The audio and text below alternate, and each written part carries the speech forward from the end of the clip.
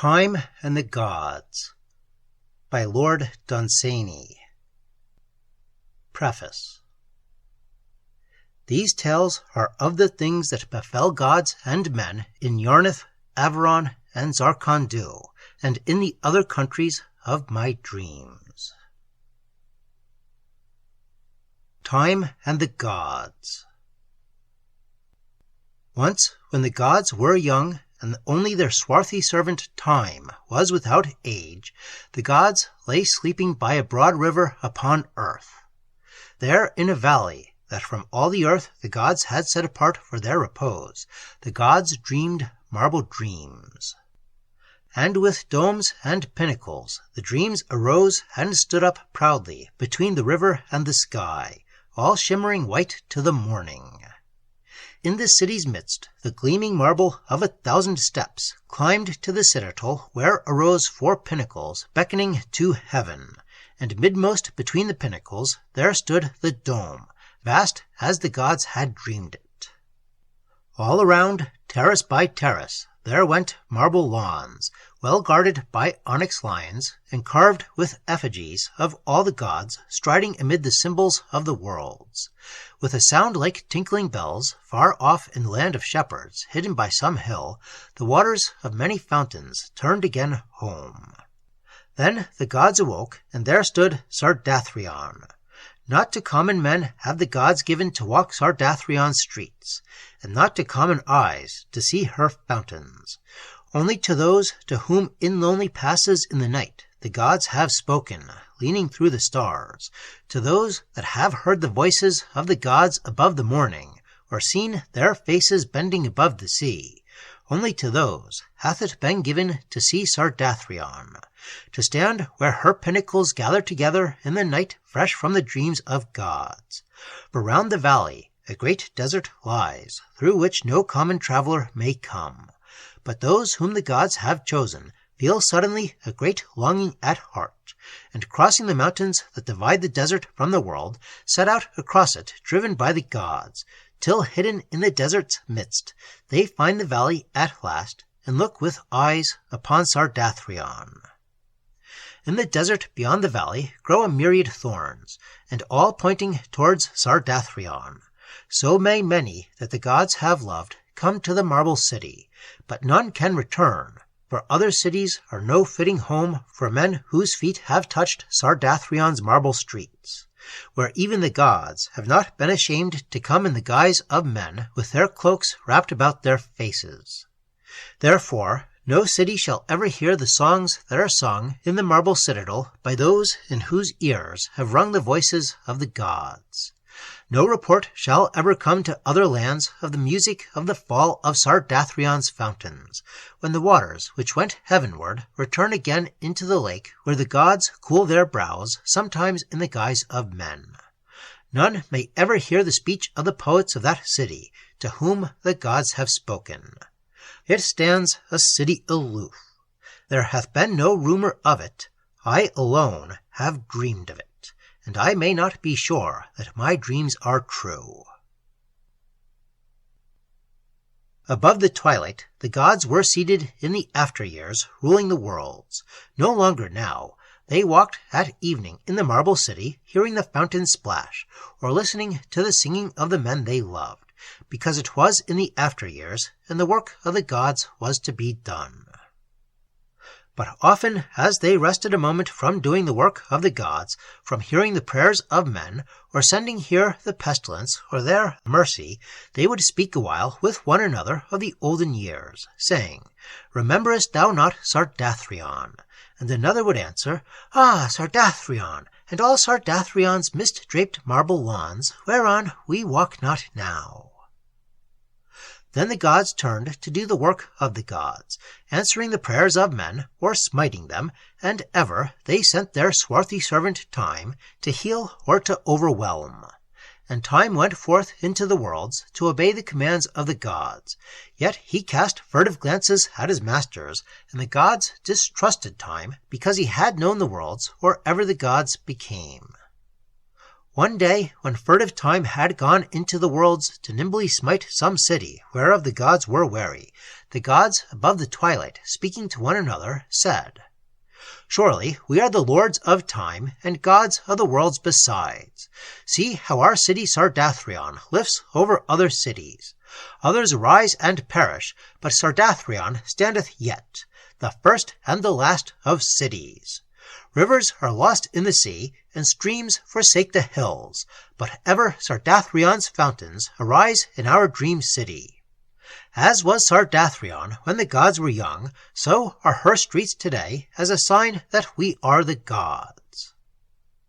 Suddenly, the swart figure of Time stood up before the gods, with both hands dripping with blood and a red sword dangling idly from his fingers, and said, Sardathrion is gone! I have overthrown it!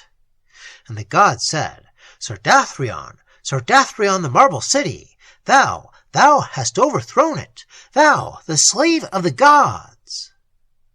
And the oldest of the gods said, Sardathrion, Sardathrion, and is Sardathrion gone? And furtively Time looked him in the face, and edged towards him, fingering with his dripping fingers the hilt of his nimble sword. Then the gods feared with a new fear that he that had overthrown their city would one day slay the gods, and a new cry went wailing through the twilight, the lament of the gods for their dream city, crying, Tears may not bring again Sardathrion. But this the gods may do who have seen, and seen with unrelenting eyes, the sorrows of 10,000 worlds. Thy gods may weep for thee. Tears may not bring again Sardathrion. Believe it or not, Sardathrion, that ever thy gods sent this doom to thee, he that hath overthrown thee shall overthrow thy gods. How oft, when night came suddenly on morning, playing in the fields of twilight, did we watch thy pinnacles emerging from the darkness, Sardathrion, Sardathrion, dream city of the gods, and thine onyx lions, looming limb by limb from the dusk. How often have we sent our child, the dawn, to play with thy fountain tops? How often hath evening, loveliest of our goddesses, strayed long upon thy balconies? Let one fragment of thy marbles stand up above the dust for thine old gods to caress, as a man, when all else is lost, treasures one lock of the hair of his beloved. Sardathrion, the gods must kiss once more the place where thy streets were once. There were wonderful marbles in thy streets, Sardathrion. Sardathrion, Sardathrion, the gods weep for thee. The Coming of the Sea by Lord Dunsany. Once there was no sea, and the gods went walking over the green plains of earth. Upon an evening of the forgotten years, the gods were seated on the hills, and all the little rivers of the world lay coiled at their feet asleep, when Slid, the new god, striding through the stars, came suddenly upon earth, lying in a corner of space. And behind Slid there marched 1,000,000 waves, all following Slid and tramping up the twilight. And Slid touched earth in one of her great green valleys that divide the south, and here he encamped for the night with all his waves about him. But to the gods, as they sat upon their hilltops, a new cry came crying over the green spaces that lay below the hills, and the gods said, This is neither the cry of life, nor yet the whisper of death. What is this new cry that the gods have never commanded, yet which comes to the ears of the gods? And the gods, together shouting, made the cry of the south, calling the south wind to them. And again the gods shouted all together, making the cry of the north, calling the north wind to them. And thus they gathered to them all their winds, and sent these 4 down into the low plains, to find what thing it was that called with the new cry, and to drive it away from the gods. Then all the winds harnessed up their clouds, and drave forth till they came to the great green valley that divides the south in twain, and there found Slid with all his waves about him. Then, for a space, Slid and the 4 winds struggled with one another, till the strength of the winds was gone, and they limped back to the gods, their masters, and said, "We have met this new thing that has come upon the earth, and have striven against its armies, but could not drive them forth. And the new thing is beautiful, but very angry, and is creeping towards the gods." But Slid advanced and led his armies up the valley, and inch by inch, and mile by mile, he conquered the lands of the gods. Then from their hills the gods sent down a great array of cliffs of hard red rocks, and bade them march against Slid. And the cliffs marched down till they came and stood before Slid, and leaned their heads forward, and frowned, and stood staunch to guard the lands of the gods against the might of the sea, shutting Slid off from the world. Then Slid sent some of his smaller waves to search out what stood against him, and the cliffs shattered them. But Slid went back and gathered together a horde of his greatest waves, and hurled them against the cliffs, and the cliffs shattered them. And again Slid called up out of his deep a mighty array of waves, and sent them roaring against the guardians of the gods, and the red rocks frowned and smote them. And once again Slid gathered his greater waves, and hurled them against the cliffs. And when the waves were scattered, like those before them, the feet of the cliffs were no longer standing firm, and their faces were scarred and battered. Then into every cleft that stood in the rocks Slid sent his hugest wave, and others followed behind it. And Slid himself seized hold of huge rocks with his claws, and tore them down and stamped them under his feet. And when the tumult was over, the sea had won. And over the broken remnants of those red cliffs the armies of Slid marched on and up the long green valley. Then the gods heard Slid exulting far away, and singing songs of triumph over their battered cliffs, and ever the tramp of his armies sounded nearer and nearer to the listening ears of the gods. Then the gods called to their downlands to save their world from Slid, and the downlands gathered themselves and marched away, a great white line of gleaming cliffs, and halted before Slid. Then Slid advanced no more and lulled his legions, and while his waves were low, he softly crooned a song such as once long ago had troubled the stars and brought down tears out of the twilight. Sternly the white cliffs stood on guard to save the world of the gods, but the song that had once troubled the stars went moaning on, awakening pent desires, till full at the feet of the gods the melody fell. Then the blue rivers that lay curled asleep opened their gleaming eyes, uncurled themselves, and shook their rushes, and, making a stir among the hills, crept down to find the sea. And passing across the world, they came at last to where the white cliffs stood, and, coming behind them, split them here and there, and went through their broken ranks to Slid at last. And the gods were angry with their traitorous streams. Then Slid ceased from singing the song that lures the world, and gathered up his legions, and the rivers lifted up their heads with the waves, and all went marching on to assail the cliffs of the gods. And wherever the rivers had broken the ranks of the cliffs, Slid's armies went surging in, and broke them up into islands, and shattered the islands away. And the gods on their hilltops heard once more the voice of Slid exulting over their cliffs. Already more than half the world lay subject to Slid, and still his armies advanced. And the people of Slid, the fishes and the long eels, went in and out of arbors that once were dear to the gods. Then the gods feared for their dominion, and to the innermost sacred recesses of the mountains, to the very heart of the hills, the gods trooped off together, and there found Tintagon, a mountain of black marble, staring far over the earth, and spake thus to him with the voices of the gods. O eldest born of our mountains, when first we devised the earth, we made thee, and thereafter fashioned fields and hollows, valleys and other hills, to lie about thy feet. And now, Tintagon, thine ancient lords, the gods, are facing a new thing which overthrows the old. Go therefore, thou Tintagon, and stand up against Slid, that the gods be still the gods, and the earth still green. And hearing the voices of his sires, the elder gods, Tintaggon strode down through the evening, leaving a wake of twilight broad behind him as he strode, and going across the green earth, came down to Ambrady at the valley's edge, and there met the foremost of Slid's fierce armies, conquering the world.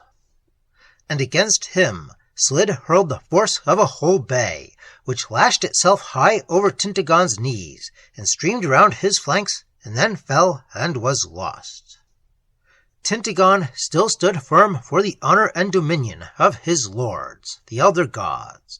Then Slid went to Tintaggon and said, "Let us now make a truce. Stand thou back from Ambrady, and let me pass through thy ranks, that mine armies may now pass up the valley which opens on the world, that the green earth that dreams around the feet of older gods shall know the new god Slid. Then shall mine armies strive with thee no more, and thou and I shall be the equal lords of the whole earth, when all the world is singing the chaunt of Slid, and thy head alone shall be lifted above mine armies when rival hills are dead. And I will deck thee with all the robes of the sea, and all the plunder that I have taken in rare cities shall be piled before thy feet. Tintaggon, I have conquered all the stars. My song swells through all the spaces besides. I come victorious from Mon and Connagat on the furthest edge of the worlds, and thou and I are to be equal lords when the old gods are gone and the green earth knoweth Slid. Behold me, gleaming azure and fair with 1,000 smiles, and swayed by 1,000 moons." And Tintaggon answered, "I am staunch and black, and have one mood, and this, to defend my masters and their green earth." Then Slid went backward, growling, and summoned together the waves of a whole sea, and sent them singing full in Tintaggon's face. Then from Tintaggon's marble front the sea fell backwards, crying onto a broken shore, and ripple by ripple straggled back to Slid, saying, "Tintaggon stands!" Far out beyond the battered shore that lay at Tintaggon's feet, Slid rested long, and sent the Nautilus to drift up and down before Tintaggon's eyes, and he and his armies sat singing idle songs of dreamy islands far away to the south, and of the still stars whence they had stolen forth, of twilight evenings, and of long ago. Still Tintaggon stood with his feet planted fair upon the valley's edge, defending the gods and their green earth against the sea. And all the while that Slid sang his songs, and played with the Nautilus that sailed up and down, he gathered his oceans together. One morning, as Slid sang of old outrageous wars, and of most enchanting peace, and of dreamy islands, and the south wind and the sun, he suddenly launched 5 oceans out of the deep, all to attack Tintaggon. And the 5 oceans sprang upon Tintaggon, and passed above his head. One by one the grip of the oceans loosened. One by one they fell back into the deep. And still Tintaggon stood. And on that morning the might of all 5 oceans lay dead at Tintaggon's feet. That which Slid had conquered he still held, and there is now no longer a great green valley in the south. But all that Tintaggon had guarded against Slid he gave back to the gods. Very calm the sea lies now about Tintaggon's feet, where he stands all black amid crumbled cliffs of white, with red rocks piled about his feet. And often the sea retreats far out along the shore, and often wave by wave comes marching in with the sound of the tramping of armies, that all may still remember the great fight that surged about Tintaggon once, when he guarded the gods and the green earth against Slid. Sometimes, in their dreams, the war-scarred warriors of Slid still lift their heads and cry their battle cry. Then do dark clouds gather about Tintaggon's swarthy brow, and he stands out menacing, seen afar by ships, where once he conquered Slid. And the gods know well that while Tintaggon stands, they and their world are safe. And whether Slid shall one day smite Tintaggon is hidden among the secrets of the sea. A Legend of the Dawn by Lord Dunsany. When the worlds and all began, the gods were stern and old, and they saw the beginning from under eyebrows hoar with years, all but Inzāna, their child, who played with the golden ball. Inzāna was the child of all the gods, and the law before the beginning and thereafter was that all should obey the gods. Yet hither and thither went all Pegāna's gods to obey the Dawn-child, because she loved to be obeyed.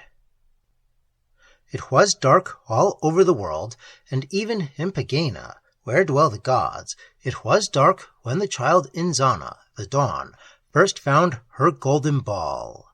Then running down the stairway of the gods with tripping feet, Chalcedony, onyx, step by step she cast her golden ball across the sky. The golden ball went bounding up the sky, and the Dawn-child, with her flaring hair, stood laughing upon the stairway of the gods, and it was day. So gleaming fields below saw the first of all the days that the gods have destined. But towards evening certain mountains, afar and aloof, conspired together to stand between the world and the golden ball, and to wrap their crags about it, and to shut it from the world, and all the world was darkened with their plot. And the Dawn-child, up in Pegāna, cried for her golden ball. Then all the gods came down the stairway right to Pegāna's gate to see what ailed the Dawn-child, and to ask her why she cried. Then Inzāna said that her golden ball had been taken away, and hidden by the mountains black and ugly, far away from Pegāna, all in a world of rocks under the rim of the sky, and she wanted her golden ball, and could not love the dark.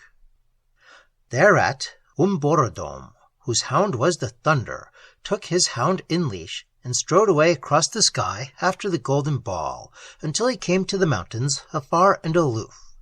There did the Thunder put his nose to the rocks, and bay along the valleys, and fast at his heels followed Umborodom. And the nearer the hound, the Thunder, came to the golden ball, the louder did he bay. But haughty and silent stood the mountains, whose plot had darkened the world.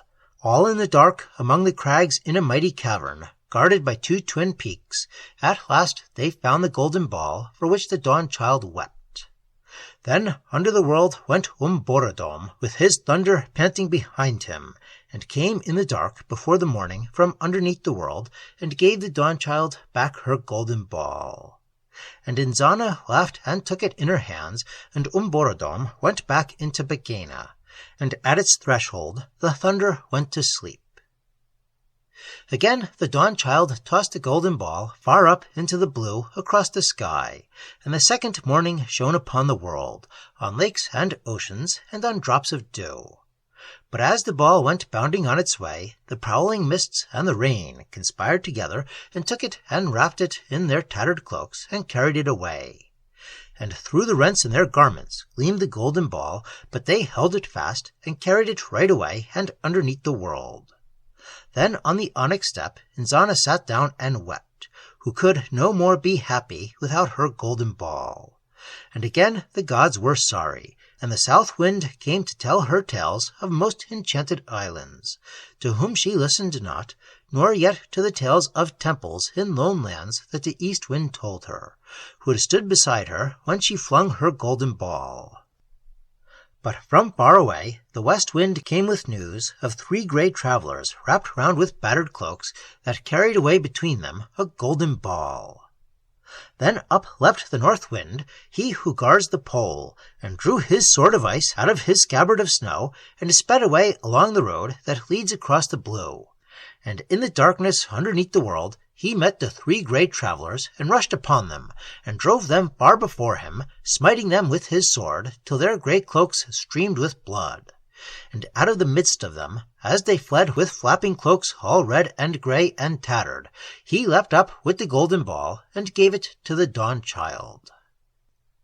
Again Inzāna tossed the ball into the sky, making the 3rd day, and up it went, and fell towards the fields. And as Inzāna stooped to pick it up, she suddenly heard the singing of all the birds that were. All the birds in the world were singing all together, and also all the streams. And Inzāna sat and listened, and thought of no golden ball, nor ever of chalcedony and onyx, nor of all her fathers the gods, but only of all the birds. Then in the woods and meadows, where they had all suddenly sung, they suddenly ceased. And Inzāna, looking up, found that her ball was lost, and all alone in the stillness one owl laughed. When the gods heard Inzāna crying for her ball, they clustered together on the threshold and peered into the dark, but saw no golden ball. And leaning forward, they cried out to the bat as he passed up and down, "Bat that seest all things, where is the golden ball?" And though the bat answered, none heard, and none of the winds had seen it, nor any of the birds, and there were only the eyes of the gods in the darkness peering for the golden ball. Then said the gods, "Thou hast lost thy golden ball." And they made her a moon of silver to roll about the sky. And the child cried and threw it upon the stairway, and chipped and broke its edges, and asked for the golden ball. And Limpang-Tong, the lord of music, who was least of all the gods, because the child cried still for her golden ball, stole out of Pegāna and crept across the sky, and found the birds of all the world sitting in trees and ivy, and whispering in the dark. He asked them one by one for news of the golden ball. Some had last seen it on a neighboring hill, and others in trees, though none knew where it was. A heron had seen it lying in a pond, but a wild duck in some reeds had seen it last as she came home across the hills, and then it was rolling very far away. At last the cock cried out that he had seen it lying beneath the world. There Limpang-Tong sought it, and the cock called to him through the darkness as he went, until at last he found the golden ball. Then Limpang-Tong went up into Pegāna and gave it to the dawn child, who played with the moon no more. And the cock and all his tribe cried out, "We found it! We found the golden ball!" Again Inzāna tossed the ball afar, laughing with joy to see it, her hands stretched upwards, her golden hair afloat, and carefully she watched it as it fell. But alas, it fell with a splash into the great sea, and gleamed and shivered as it fell, till the waters became dark above it, and could be seen no more. And men on the world said, "How the dew has fallen, and how the mists set in with breezes from the streams." But the dew was the tears of the dawn child, and the mists were her sighs, when she said, "There will no more come a time when I play with my ball again, for now it is lost for ever." And the gods tried to comfort Inzāna as she played with her silver moon, but she would not hear them, and went in tears to Slid, where he played with gleaming sails, and in his mighty treasury turned over gems and pearls, and lorded it over the sea. And she said, "O Slid, whose soul is in the sea, bring back my golden ball." And Slid stood up, swarthy and clad in seaweed, and mightily dived from the last Chalcedony step out of Pegāna's threshold straight into the ocean. There, on the sand, among the battered navies of the nautilus and broken weapons of the swordfish, hidden by dark water, he found the golden ball. And coming up in the night, all green and dripping, he carried it gleaming to the stairway of the gods, and brought it back to Inzāna from the sea. And out of the hands of Slid she took it and tossed it far and wide over his sails and sea, and far away it shone on lands that knew not Slid, till it came to its zenith and dropped towards the world. But ere it fell, the eclipse dashed out from his hiding, and rushed at the golden ball, and seized it in his jaws. When Inzāna saw the eclipse bearing her plaything away, she cried aloud to the thunder, who burst from Pegāna, and fell howling upon the throat of the eclipse, who dropped the golden ball and let it fall towards earth. But the black mountains disguised themselves with snow, and as the golden ball fell down towards them, they turned their peaks to ruby crimson, and their lakes to sapphires, gleaming amongst silver, and Inzāna saw a jeweled casket into which her plaything fell. But when she stooped to pick it up again, she found no jeweled casket with rubies, silver, or sapphires, but only wicked mountains disguised in snow that had trapped her golden ball. And then she cried because there was none to find it, for the thunder was far away chasing the eclipse, and all the gods lamented when they saw her sorrow, and Limpang-Tong, who was the least of all the gods, was yet the saddest at the Dawn-Child's grief. And when the gods said, "Play with your silver moon," he stepped lightly from the rest, and coming down the stairway of the gods, playing an instrument of music, went out towards the world to find the golden ball, because Inzāna wept. And into the world he went, till he came to the nether cliffs that stand by the inner mountains in the soul and heart of the earth, where the earthquake dwelleth alone, asleep but astir as he sleeps, breathing and moving his legs, and grunting aloud in the dark.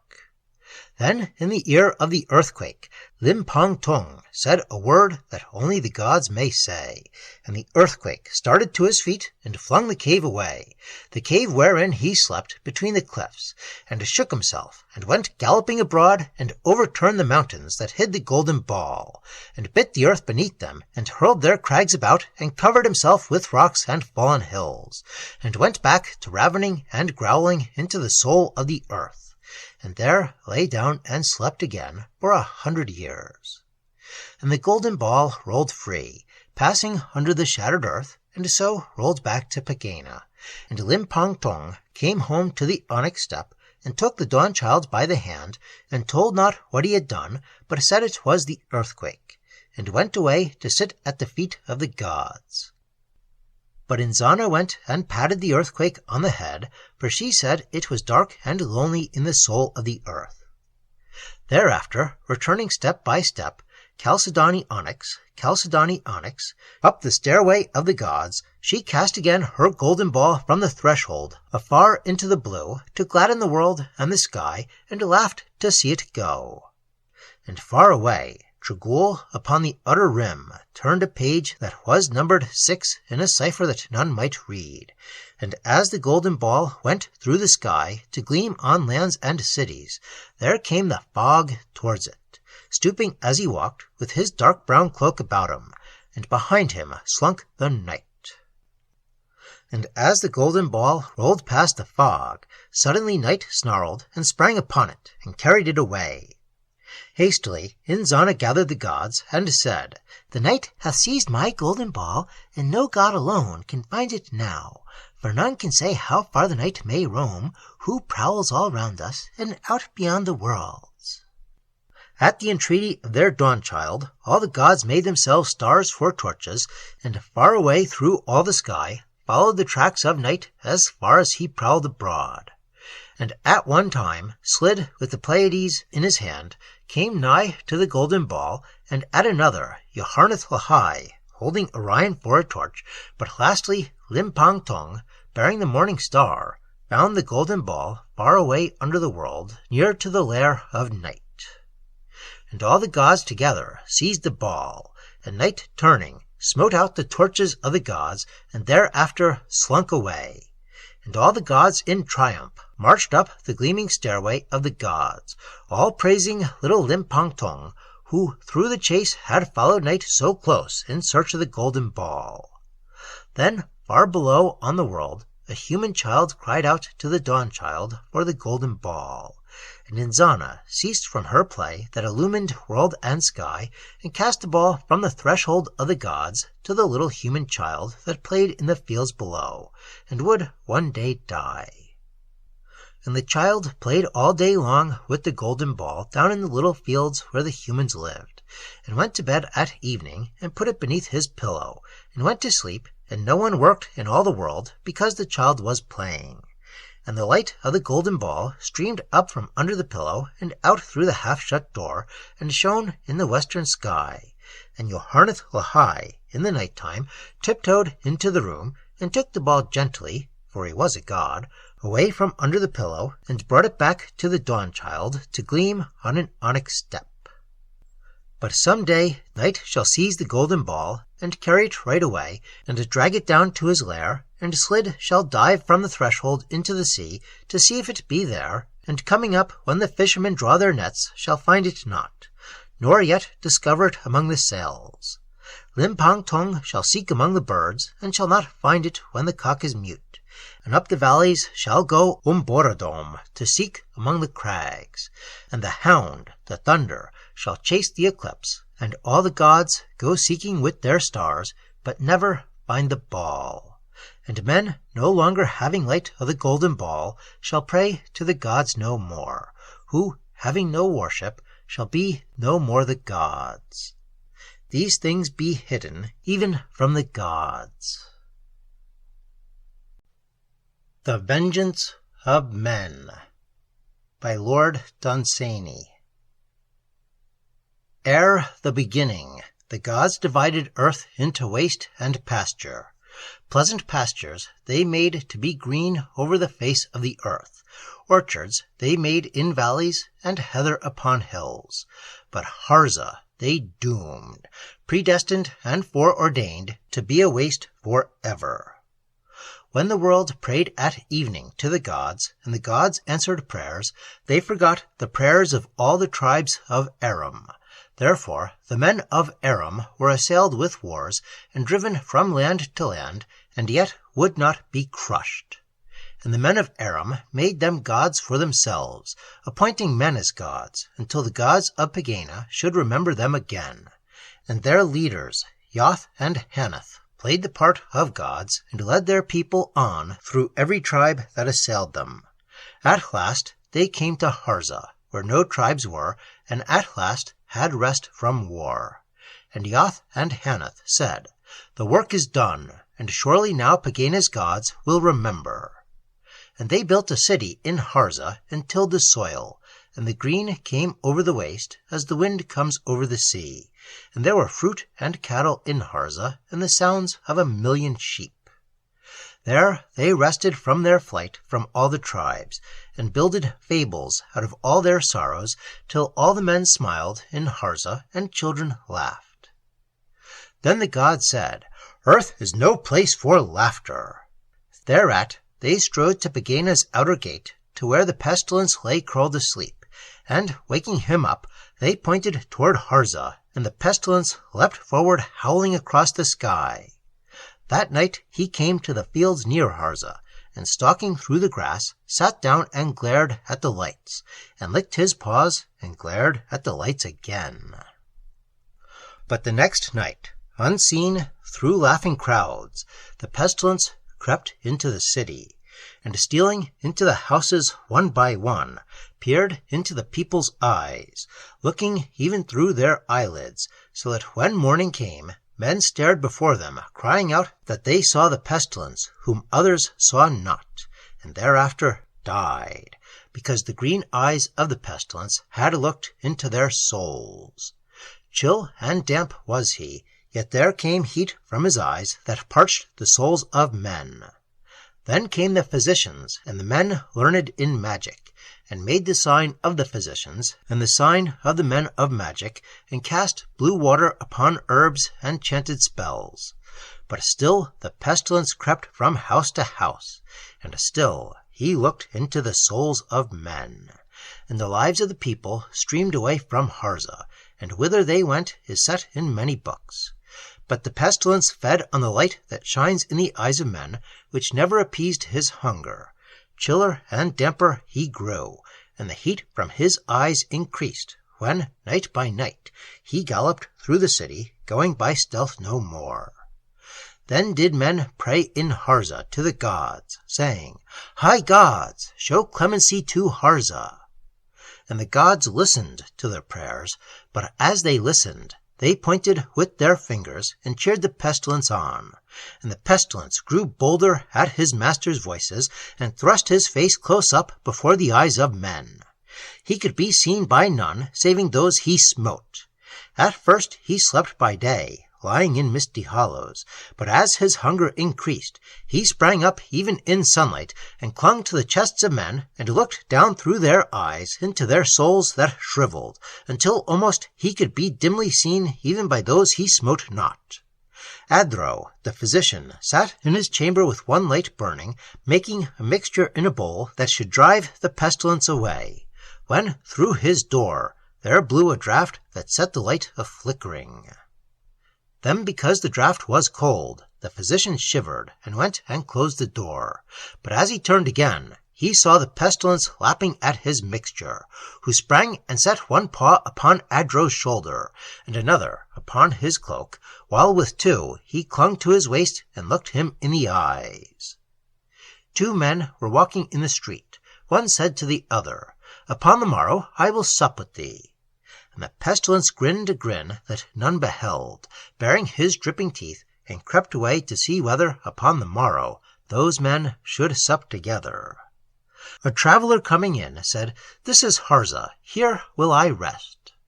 But his life went further than Harza upon that day's journey. All feared the pestilence, and those that he smote beheld him, but none saw the great shapes of the gods by starlight as they urged their pestilence on. Then all men fled from Harza, and the pestilence chased dogs and rats, and sprang upward at the bats as they sailed above him, who died and lay in the streets. But soon he returned and pursued the men of Harza where they fled, and sat by rivers where they came to drink, away below the city. Then back to Harza went the people of Harza, pursued by the pestilence still, and gathered in the temple of all the gods save one, and said to the high prophet, "What may now be done?" Who answered, "All the gods have mocked at prayer. This sin must now be punished by the vengeance of men." And the people stood in awe. The high prophet went up to the tower beneath the sky, whereupon beat the eyes of all the gods by starlight.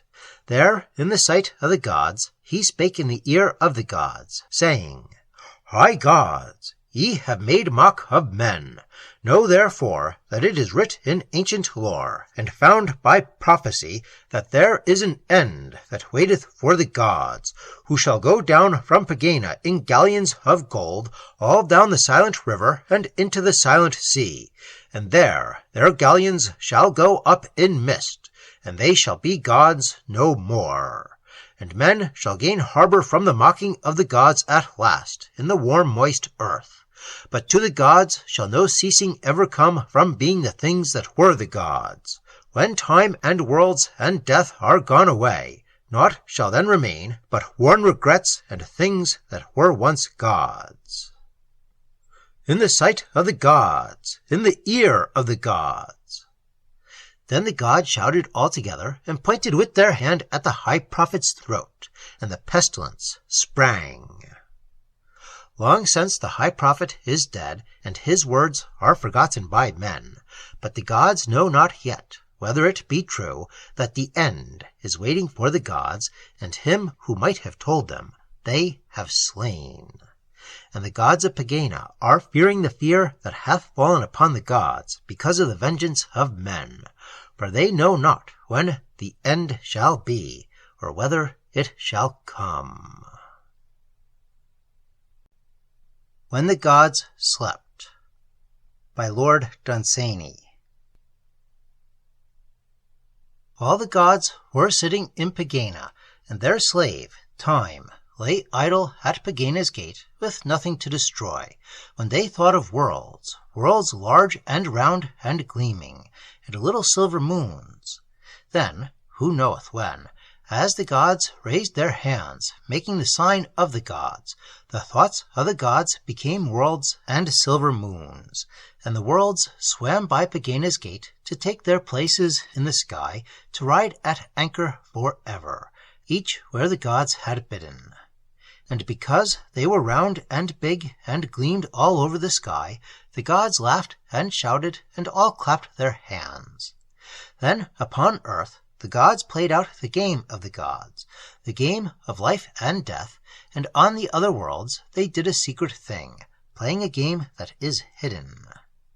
At last they mocked no more at life, and laughed at death no more, and cried aloud in Pegāna, "Will no new thing be?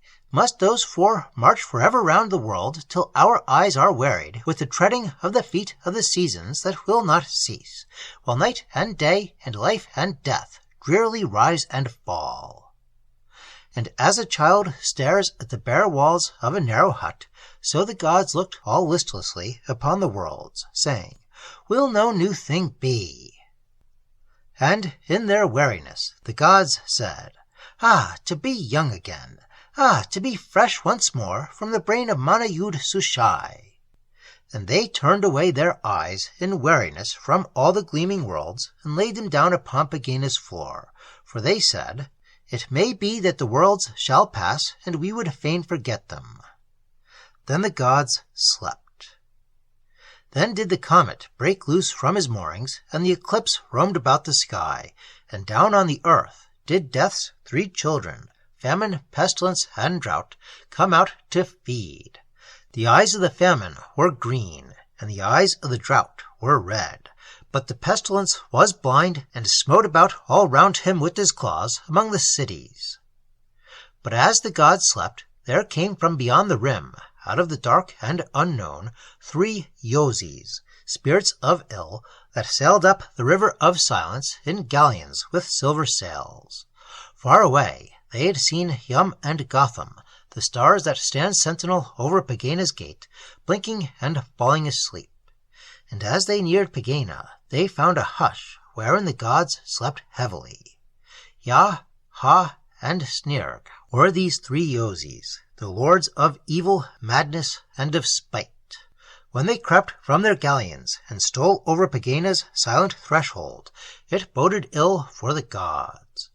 There in Pegāna lay the gods asleep, and in a corner lay the power of the gods alone upon the floor, a thing wrought of black rock, and 4 words graven upon it, whereof I might not give thee any clue, if even I should find it, 4 words of which none knoweth. Some say they tell of the opening of a flower towards dawn, and others say they concern earthquakes among hills, and others that they tell of the death of fishes, and others that the words be these: power, knowledge, forgetting, and another word that not the gods themselves may ever guess. These words the Yozis read, and sped away in dread lest the gods should wake, and going aboard their galleons bade the rowers haste. Thus the Yozis became gods, having the power of gods, and they sailed away to the earth, and came to a mountainous island in the sea. There they sat upon the rocks, sitting as the gods sit, with their right hands uplifted, and having the power of gods, only none came to worship. Thither came no ships nigh them, nor ever at evening came the prayers of men, nor smell of incense, nor screams from the sacrifice. Then said the Yozis, "Of what avails it that we be gods, if no one worships us, nor gives us sacrifice?" And Ya, Ha, and Snirg set sail in their silver galleons, and went looming down the sea to come to the shores of men. And first they came to an island where were fisher folk, and the folk of the island, running down to the shore, cried out to them, "Who be ye?" And the Yozis answered, "We be 3 gods, and we would have your worship." But the fisher folk answered, "Here we worship Ram, the thunder, and have no worship nor sacrifice for other gods." Then the Yozis snarled with anger, and sailed away, and sailed till they came to another shore, sandy and low and forsaken. And at last they found an old man upon the shore, and they cried out to him, "Old man upon the shore, we be 3 gods that it were well to worship, gods of great power, and apt in the granting of prayer." The old man answered, "We worship Pegāna's gods, who have a fondness for our incense, and the sound of our sacrifice when it squeals upon the altar." Then answered Snirg, "Asleep are Pegāna's gods, nor will they wake for the humming of thy prayers, which lie in the dust upon Pegāna's floor, and over them Snirac, the spider of the worlds, hath woven a web of mist, and the squealing of the sacrifice maketh no music in ears that are closed in sleep." And the old man answered, standing upon the shore, "Though all the gods of old shall answer our prayers no longer, yet still to the gods of old shall all men pray here in Sarnidac." But the Yozis turned their ships about and angrily sailed away, all cursing Sarnidac and Sarnidac's gods, but most especially the old man that stood upon the shore. Still the three Yozis lusted for the worship of men, and came on the third night of their sailing to a city's lights. And nearing the shore, they found it a city of song, wherein all folks rejoiced. Then sat each Yozi on his galleon's prow, and leered with his eyes upon the city, so that the music stopped and the dancing ceased, and all looked out to see at the strange shapes of the Yozis beneath their silver sails. Then Snyrg demanded their worship, promising increase of joys, and swearing by the light of his eyes that he would send little flames to leap over the grass, to pursue the enemies of that city, and to chase them about the world. But the people answered that in that city men worshipped Agrodon, the mountain standing alone, and might not worship other gods, even though they came in galleons with silver sails, sailing from over the sea. But Snyrg answered, "Certainly Agrodon is only a mountain, and in no manner a god." But the priests of Agrodon sang answer from the shore, "If the sacrifice of men make not Agrodon a god, nor blood still young on his rocks, nor the little fluttering prayers of 10,000 hearts, nor 2,000 years of worship, and all the hopes of the people and the whole strength of our race, then are there no gods, and ye be common sailors sailing from over the sea." Then said the Yozis, "Hath Agrodon answered prayer?" And the people heard the words that the Yozis said. Then went the priests of Agrodon away from the shore, and up the steep streets of the city, the people following, and over the moor beyond it to the foot of Agrodon, and then said, "Agrodon, if thou art not our god, go back and herd with yonder common hills, and put a cap of snow upon thy head, and crouch far off as they do beneath the sky. But if we have given thee divinity in 2,000 years, if our hopes are all about thee like a cloak, then stand and look upon thy worshippers from over our city forever." And the smoke that ascended from his feet stood still, and there fell a hush over great Agrodon. And the priests went back to the sea, and said to the three Yozis, "New gods shall have our worship when Agrodon grows weary of being our god, or when in some night time he shall stride away, leaving us naught to gaze at that is higher than our city." And the Yozis sailed away, and cursed towards Agrodon, but could not hurt him, for he was but a mountain. And the Yozis sailed along the coast till they came to a river running to the sea, and they sailed up the river till they came to a people at work, who furrowed the soil and sowed, and strove against the forest. Then the Yozis called to the people as they worked in the fields, "Give us your worship, and ye shall have many joys." But the people answered, "We may not worship you." Then answered Snyrg, "Ye also have ye a god?" And the people answered, "We worship the years to come, and we set the world in order for their coming, as one layeth raiment upon the road before the advent of a king. And when those years shall come, they shall accept the worship of a race they knew not, and their people shall make their sacrifice to the years that follow them, who in their turn shall minister to the end." Then answered Snyrg, "Gods that shall recompense you not, rather give us your prayers, and have our pleasures, the pleasures that we shall give you, and when your God shall come, let them be wroth, they cannot punish you." But the people continued to sacrifice their labor to their gods, the years to come, making the world a place for gods to dwell in, and the Yozis cursed those gods and sailed away.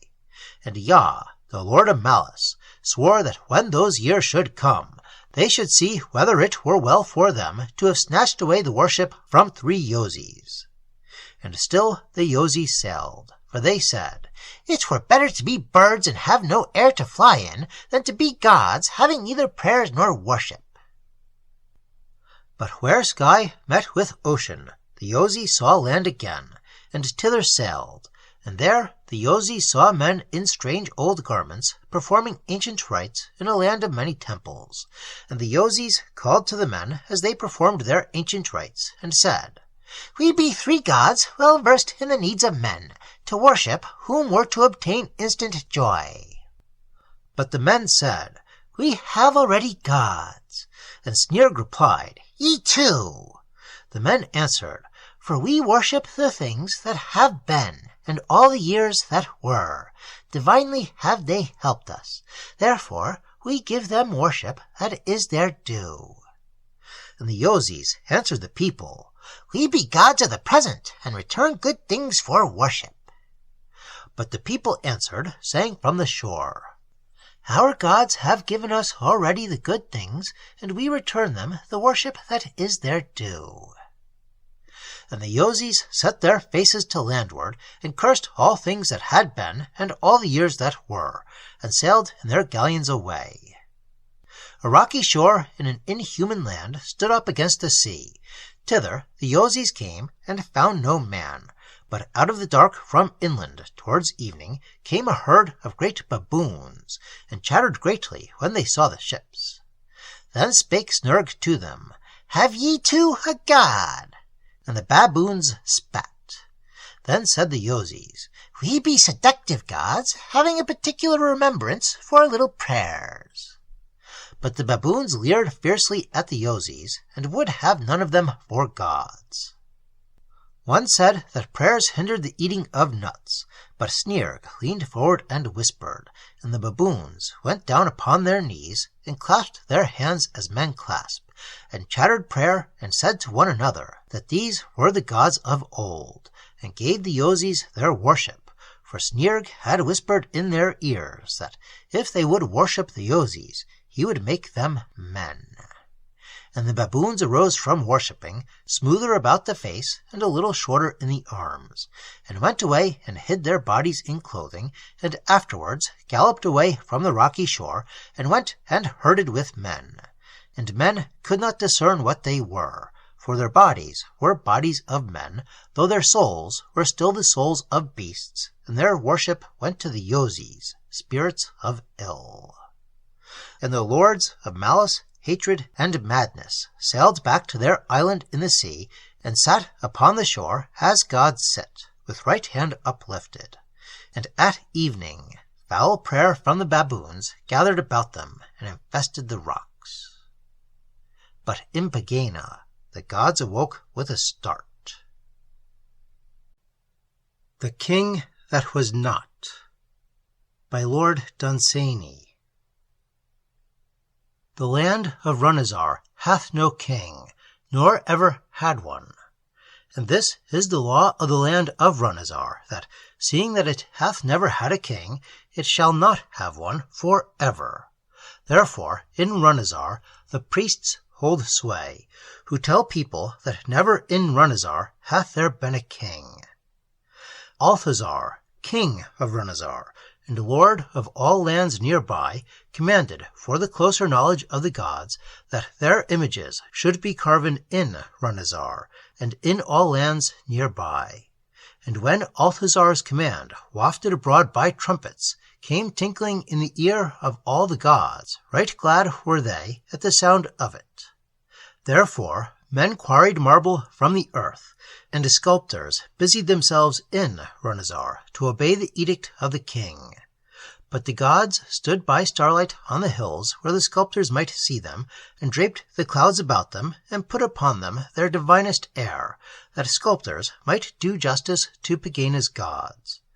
Then the gods strode back into Pegāna, and the sculptors hammered and wrought, and there came a day when the master of sculptors took audience of the king, saying, Althazar, king of Runazar, high lord, moreover, of all the lands nearby, to whom be the gods benignant, humbly have we completed the images of all such gods as were in thine edict named. Then the king commanded a great space to be cleared among the houses in his city, and there the images of all the gods were borne and set before the king, and there were assembled the master of sculptors and all his men, and before each stood a soldier bearing a pile of gold upon a jeweled tray, and behind each stood a soldier with a drawn sword pointing against their necks. And the king looked upon the images, and lo, they stood as gods with the clouds all draped about them, making the sign of the gods, but their bodies were those of men, and lo, their faces were very like the king's, and their beards were as the king's beard. And the king said, These be indeed Pegāna's gods. And the soldiers that stood before the sculptors were caused to present to them the piles of gold, and the soldiers that stood behind the sculptors were caused to sheath their swords. And the people shouted, These be indeed Pegāna's gods, whose faces we are permitted to see by the will of Althazar the king, to whom be the gods benignant. And heralds were sent abroad through the cities of Ranazar and of all the lands nearby, proclaiming of the images, These be Pegāna's gods. But up in Pegāna the gods howled with wrath, and Mung leant forward to make the sign of Mung against Althazar the king. But the gods laid their hands upon his shoulder, saying, Slay him not, for it is not enough that Althazar shall die, who hath made the faces of the gods to be like the faces of men, but he must not even have ever been. Then said the gods, Spake we of Althazar a king? And the gods said, Nay, we spake not. And the gods said, Dreamed we of one Althazar? And the gods said, Nay, we dreamed not. But in the royal palace of Ranazar, Althazar, passing suddenly out of the remembrance of the gods, became no longer a thing that was or had ever been. And by the throne of Althazar lay a robe, and near it lay a crown. And the priests of the gods entered his palace, and made it a temple of the gods. And the people coming to worship said, Whose was this robe, and to what purpose is this crown? And the priests answered, The gods have cast away the fragment of a garment, and lo, from the fingers of the gods hath slipped one little ring. And the people said to the priests, Seeing that Ranazar hath never had a king, therefore be ye our rulers, and make ye our laws in the sight of Pegāna's gods. The Cave of Kai by Lord Dunsany. The pomp of crowning was ended, the rejoicings had died away, and Khanazar, the new king, sat in the seat of the kings of Averon, to do his work upon the destinies of men. His uncle, Khanazar the Lone, had died, and he had come from a far castle to the south with a great procession to Eilon, the citadel of Averon. And there they had crowned him king of Averon and of the mountains, and lord, if there be aught beyond those mountains, of all such lands as are. But now the pomp of the crowning was gone away, and Khanazar sat afar off from his home, a very mighty king. Then the king grew weary of the destinies of Averon, and weary of the making of commands. So Khanazar sent heralds through all cities, saying, Hear the will of the king, hear the will of the king of Averon and of the mountains, and lord, if there be aught beyond those mountains, of all such lands as are. Let there come together to Eilon all such as have an art in secret matters. Hear. And there gathered together to Eilon the wise men of all the degrees of magic, even to the 7th, who had made spells before Khanazar the Lone. And they came before the new king in his palace, placing their hands upon his feet. Then said the king to the magicians, I have a need. And they answered, The earth touches the feet of the king in token of submission. But the king answered, My need is not of the earth, but I would find certain of the hours that have been, and sundry days that were. And all the wise folks were silent, till there spake out mournfully the wisest of them all, who made spells in the 7th degree, saying, The days that were and the hours have winged their way to Mount Agdora's summit, and there, dipping, have passed away from sight, not ever to return, for haply they have not heard the king's command. Of these wise folks are many things chronicled. Moreover, it is set in writing of the scribes how they had audience of King Khanazar and of the words they spake, but of their further deeds there is no legend. But it is told how the king sent men to run and pass through all the cities, till they should find one that was wiser even than the magicians that had made spells before Conazar the Lone. Far up the mountains that limit Averon, they found Sime, the prophet, among the goats, who was of none of the degrees of magic, and who had cast no spells before the former king. Him they brought to Conazar, and the king said unto him, I have a need. And Sime answered, Thou art a man? And the king said, Where lie the days that were, and certain hours? And Sime answered, These things lie in a cave afar from here, and over the cave stands sentinel one Kai. And this cave Kai hath guarded from the gods and men since ever the beginning was made. It may be that he shall let Conazar pass by. Then the king gathered elephants and camels that carried burdens of gold, and trusty servants that carried precious gems, and gathered an army to go before him, and an army to follow behind, and sent out horsemen to warn the dwellers of the plains that the king of Averon was afoot. And he bade Sime to lead to that place where the days of old hid, and all forgotten hours. Across the plain and up Mount Agdora, and dipping beyond its summit, went Conazar the king, and his 2 armies who followed Sime. 8 times the purple tent with golden border had been pitched for the king of Averon, and 8 times it had been struck ere the king and the king's armies came to a dark cave in a valley dark, where Kai stood guard over the days that were. And the face of Kai was as a warrior that vanquisheth cities, and burdeneth himself not with captives.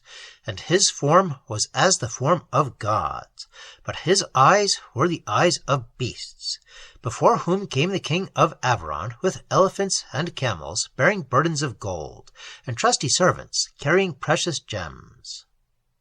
Then said the king, Yonder behold my gifts. Give back to me my yesterday with its waving banners, my yesterday with its music and blue sky, and all its cheering crowds that made me king, the yesterday that sailed with gleaming wings over my Averon. And Kai answered, pointing to his cave, Thither, dishonored and forgot, thy yesterday slunk away. And who amid the dusty heap of the forgotten days shall grovel to find thy yesterday? Then answered the king of Averon and of the mountains, and Lord, if there be aught beyond them, of all such lands as are. I will go down on my knees in yon dark cave, and search with my hands amid the dust, if so I may find my yesterday again, and certain hours that are gone. And the king pointed to his piles of gold that stood where elephants were met together, and beyond them to the scornful camels. And Kai answered, The gods have offered me the gleaming worlds, and all as far as the rim, and whatever lies beyond it, as far as the gods may see. And thou comest to me with elephants and camels. Then said the king, Across the orchards of my home there hath passed 1 hour whereof thou knowest well, and I pray to thee, who will take no gifts borne upon elephants or camels, to give me of thy mercy 1 second back, 1 grain of dust that clings to that hour in the heap that lies within the cave. And at the word mercy Kai laughed, and the king turned his armies to the east. Therefore the armies returned to Averon, and the heralds before them cried, Here cometh Conazar, king of Averon, and of the mountains, and Lord, if there be aught beyond those mountains, of all such lands as are. And the king said to them, Say rather that here comes one greatly wearied, who, having accomplished naught, returneth from a quest forlorn. So the king came again to Averon. But it is told how there came into Ilwan one evening, as the sun was setting, a harper with a golden harp, desiring audience of the king. And it is told how men led him to Conazar, who sat frowning alone upon his throne, to whom said the harper, I have a golden harp, and to its strings have clung like dust some seconds out of the forgotten hours and little happenings of the days that were. And Conazar looked up, and the harper touched the strings, and the old forgotten things were stirring again, and there arose a sound of songs that had passed away, and long since voices. Then when the harper saw that Conazar looked not angrily upon him, his fingers tramped over the chords as the gods tramped down the sky, and out of the golden harp arose a haze of memories. And the king, leaning forward and staring before him, saw in the haze no more his palace walls, but saw a valley with a stream that wandered through it, and woods upon either hill, and an old castle standing lonely to the south. And the harper, seeing a strange look upon the face of Conazar, said, Is the king pleased who lords it over Averon and the mountains, and, if there be aught beyond them, over all such lands as are? And the king said, Seeing that I am a child again in a valley to the south, how may I say what may be the will of the great king? When the stars shone high over Ilwan, and still the king sat staring straight before him, all the courtiers drew away from the great palace, save one that stayed and kept one taper burning, and with them went the harper. And when the dawn came up through silent archways into the marble palace, making the taper pale, the king still stared before him, and still he sat there when the stars shone again clearly and high above Ilwan. But on the second morning the king arose and sent for the harper, and said to him, I am king again, and thou that hast a skill to stay the hours, and mayest bring again to men their forgotten days, thou shalt stand sentinel over my great tomorrow. And when I go forth to conquer Zim-Ho, and make my armies mighty, thou shalt stand between that morrow and the cave of Kai. And haply some deed of mine in the battling of my armies shall cling to thy golden harp, and not go down dishonored into the cave. For my tomorrow, who with such resounding stride goes trampling through my dreams, is far too kingly to herd with forgotten days in the dust of things that were. But on some future day, when kings are dead and all their deeds forgotten, some harper of that time shall come, and from those golden strings awake those deeds that echo in my dreams, till my tomorrow shall stride forth among the lesser days, and tell the years that Conazar was a king. And answered the harper, I will stand sentinel over thy great tomorrow, and when thou goest forth to conquer Zim-Ho, and make thine armies mighty, I will stand between thy morrow and the cave of Kai, till thy deeds and the battling of thine armies shall cling to my golden harp, and not go down dishonored into the cave, so that when kings are dead and all their deeds forgotten, the harpers of the future time shall awake from these golden chords those deeds of thine. This will I do. Men of these days that be skilled upon the harp tell still of Conazar, how that he was king of Averon and of the mountains, and claimed lordship of certain lands beyond, and how he went with armies against Zim-Ho, and fought great battles, and in the last gained victory, and was slain. But Kai, as he waited with his claws to gather in the last days of Conazar, that they might loom enormous in his cave, still found them not, and only gathered in some meaner deeds, and the days and hours of lesser men, and was vexed by the shadow of a harper that stood between him and the world. The Sorrow of Search by Lord Dunsany. It is told also of King Conazar how he bowed very low unto the gods of old. None bowed so low unto the gods of old as did King Conazar. One day the king, returning from the worship of the gods of old, and from bowing before them in the temple of the gods, commanded their prophets to appear before him, saying, I would know somewhat concerning the gods. Then came the prophets before King Conazar, burdened with many books, to whom the king said, it is not in books."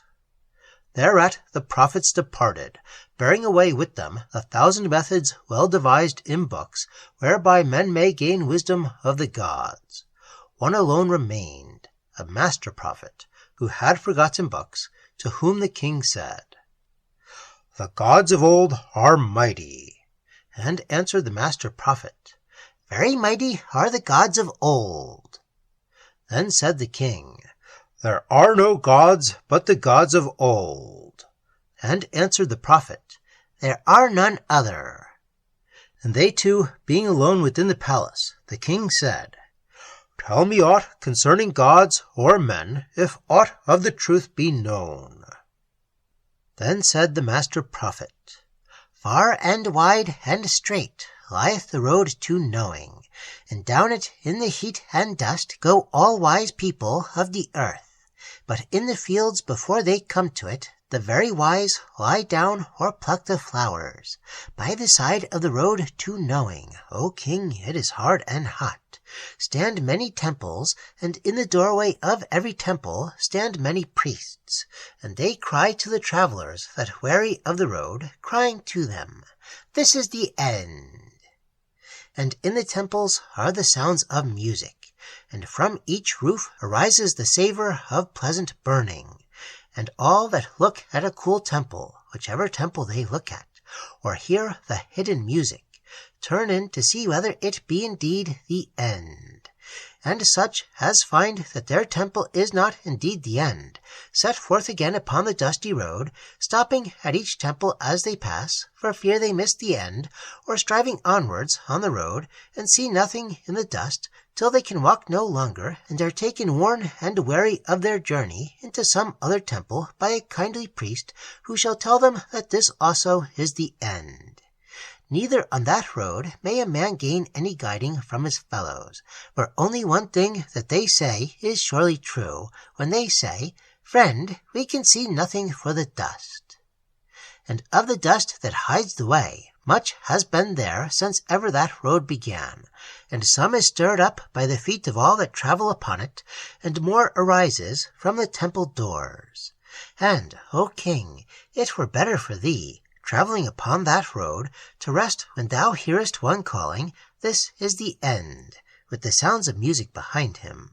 And if in the dust and darkness thou pass by Low and Mush, and the pleasant temple of Kenash, or Sheenath with his opal smile, or Show with his eyes of agate, yet Shiloh and Mynarthotep, Gazo and Amarund and Slig are still before thee, and the priests of their temples will not forget to call thee.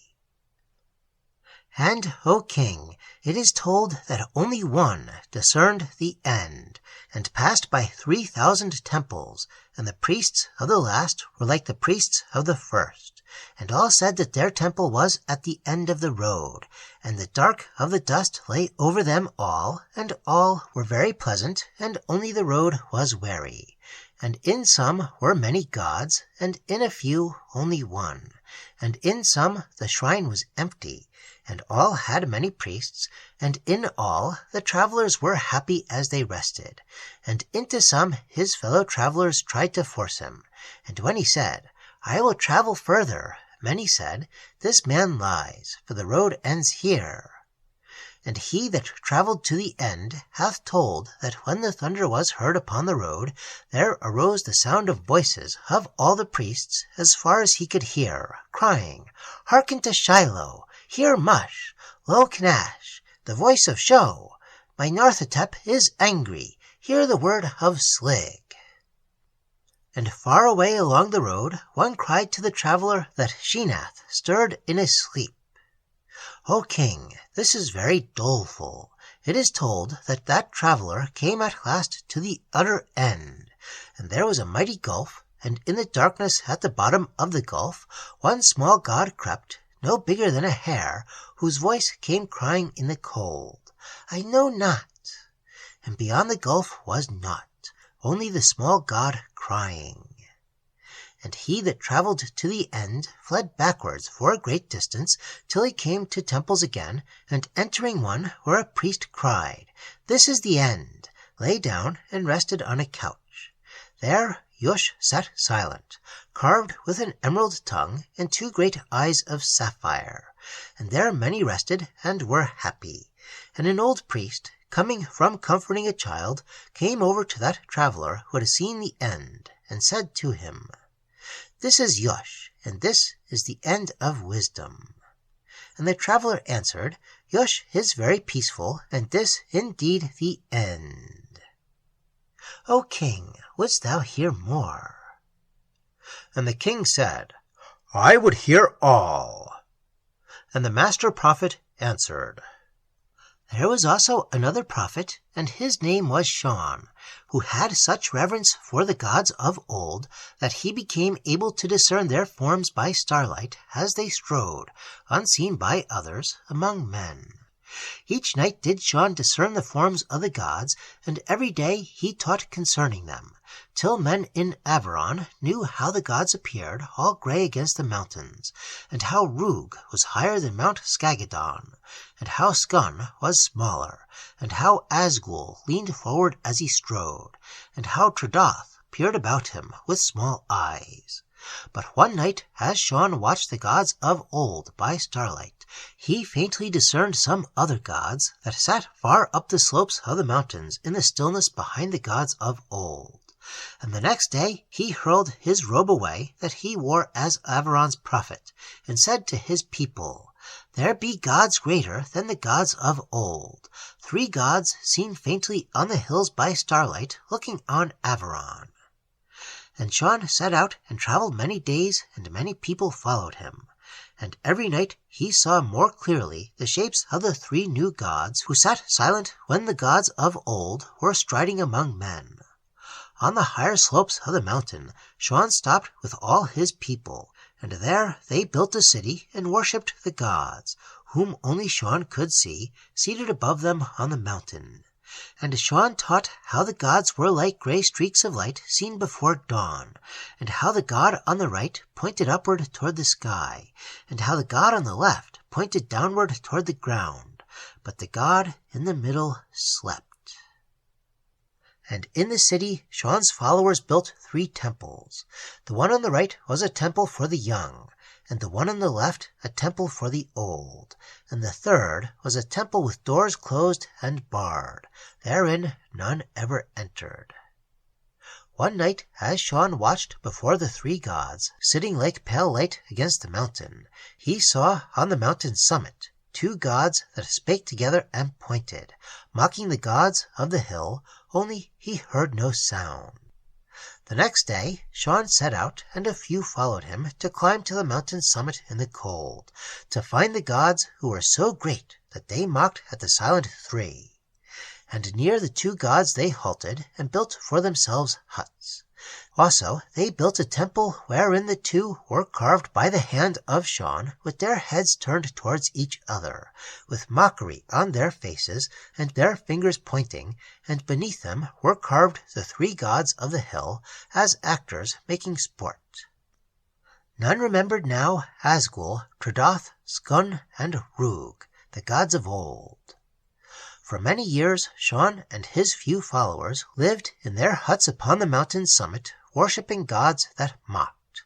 And every night Shaun saw the 2 gods by starlight as they laughed to one another in the silence. And Shaun grew old. One night, as his eyes were turned towards the 2, he saw across the mountains in the distance a great god seated in the plain, and looming enormous to the sky, who looked with angry eyes towards the 2 as they sat and mocked.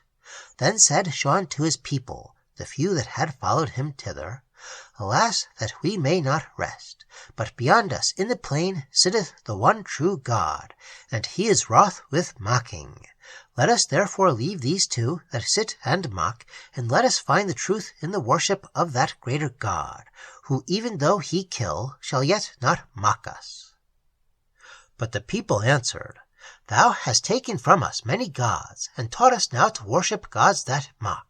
And if there is laughter on their faces as we die, lo, thou alone canst see it, and we would rest." But 3 men who had grown old with following followed still. and down the steep mountain on the further side Sean led them, saying, "Now we shall surely know." And the 3 old men answered, "We shall know indeed, O last of all the prophets."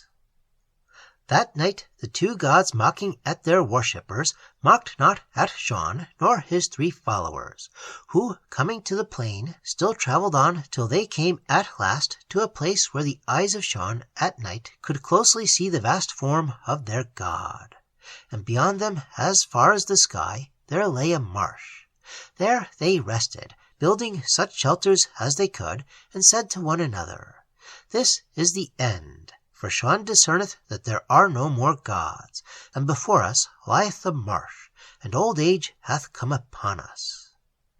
And since they could not labour to build a temple, Sean carved upon a rock all that he saw by starlight of the great god of the plain, so that if ever others forsook the gods of old, because they saw beyond them the greater 3, and should thence come to knowledge of the twain that mocked, and should yet persevere in wisdom till they saw by starlight him whom Sean named the ultimate God, they should still find there upon the rock what one had written concerning the end of search. For 3 years Sean carved upon the rock, and rising one night from carving, saying, "Now is my labour done," saw in the distance 4 greater gods beyond the ultimate God. Proudly in the distance beyond the marsh these gods were tramping together, taking no heed of the god upon the plain. Then said Sean to his 3 followers, "Alas, that we know not yet, for there be gods beyond the marsh." None would follow Sean, for they said that old age must end all quests, and that they would rather wait there in the plain for death than that he should pursue them across the marsh. Then Sean said farewell to his followers, saying, "You have followed me well since ever we forsook the gods of old to worship greater gods. Farewell. It may be that your prayers at evening shall avail when you pray to the god of the plain, but I must go onward, for there be gods beyond." So Sean went down into the marsh, and for 3 days struggled through it, and on the 3rd night saw the 4 gods not very far away, yet could not discern their faces. All the next day Sean toiled on to see their faces by starlight, but ere the night came up, or one star shone, at set of sun, Sean fell down before the feet of his 4 gods. The stars came out, and the faces of the 4 shone bright and clear, but Sean saw them not, for the labour of toiling and seeing was over for Sean. And lo, they were Asgul, Tradath, Skun, and Rug, the gods of old. Then said the king, "It is well that the sorrow of search cometh only to the wise, for the wise are very few." Also the king said, "Tell me this thing, O prophet, who are the true gods?" The master prophet answered, "Let the king command." The Men of Yarnith by Lord Dunsany. The Men of Yarnith hold that nothing began until Yarnith-Zai uplifted his hand. Yarnith-Zai, they say, has the form of a man, but is greater, and is a thing of rock. When he uplifted his hand, all the rocks that wander beneath the dome, by which name they call the sky, gathered together around Yarnith-Zai. Of the other worlds they say naught, but hold that the stars are the eyes of all the other gods that look on Yarnith-Zai and laugh, for they are all greater than he, though they have gathered no worlds around them. Yet though they be greater than Yarnith-Zai, and though they laugh at him when they speak together beneath the dome, they all speak of Yarnith-Zai. Unheard is the speaking of the gods to all except the gods, but the Men of Yarnith tell of how their prophet Iron, lying in the sand desert, Azrakhan, heard once their speaking, and knew thereby how Yarnith-Zai departed from all the other gods to clothe himself with rocks and make a world.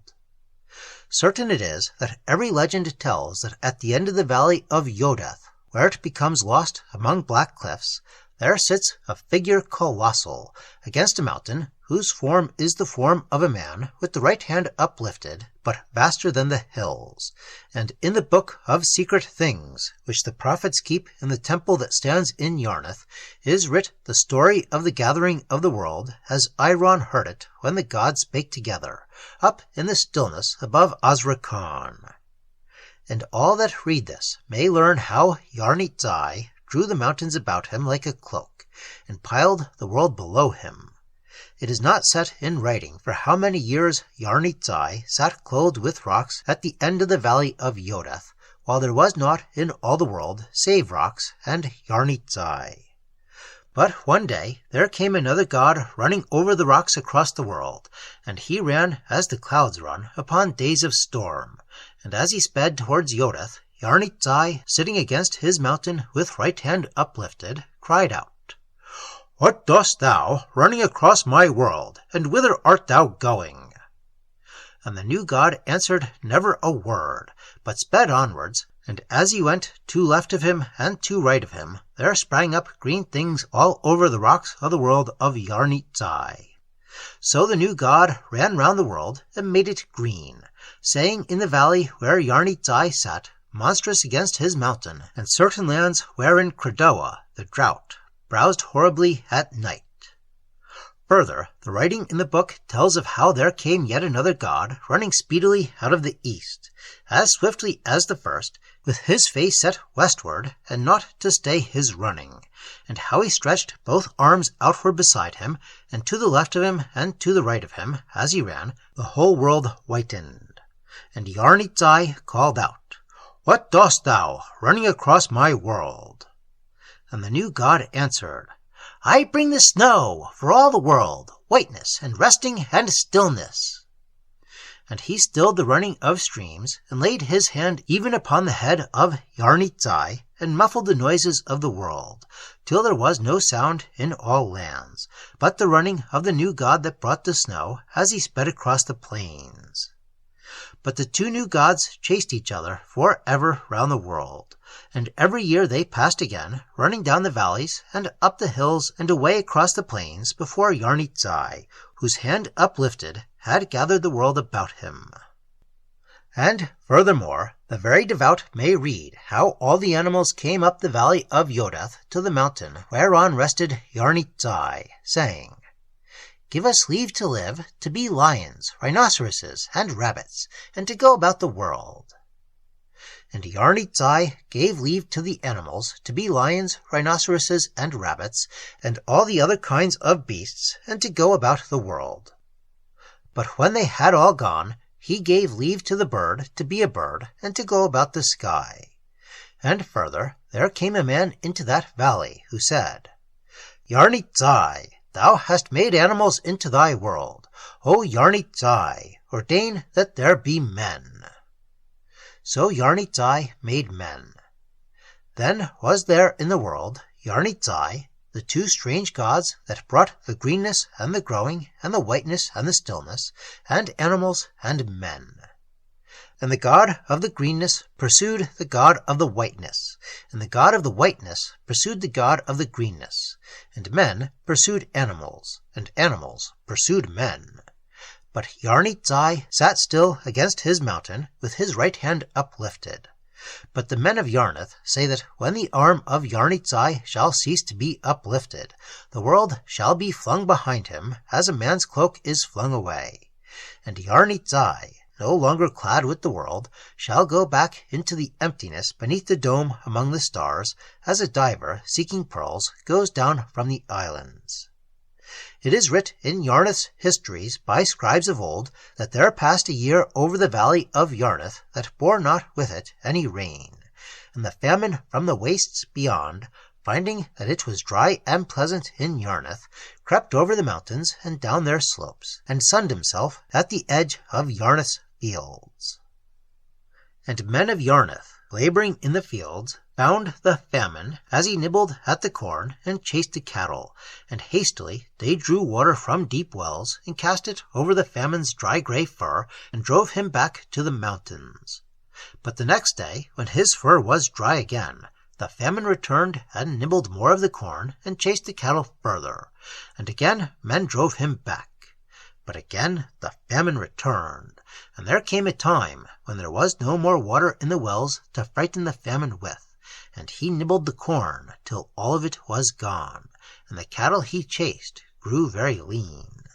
And the famine drew nearer, even to the houses of men, and trampled on their gardens at night, and ever came creeping nearer to their doors.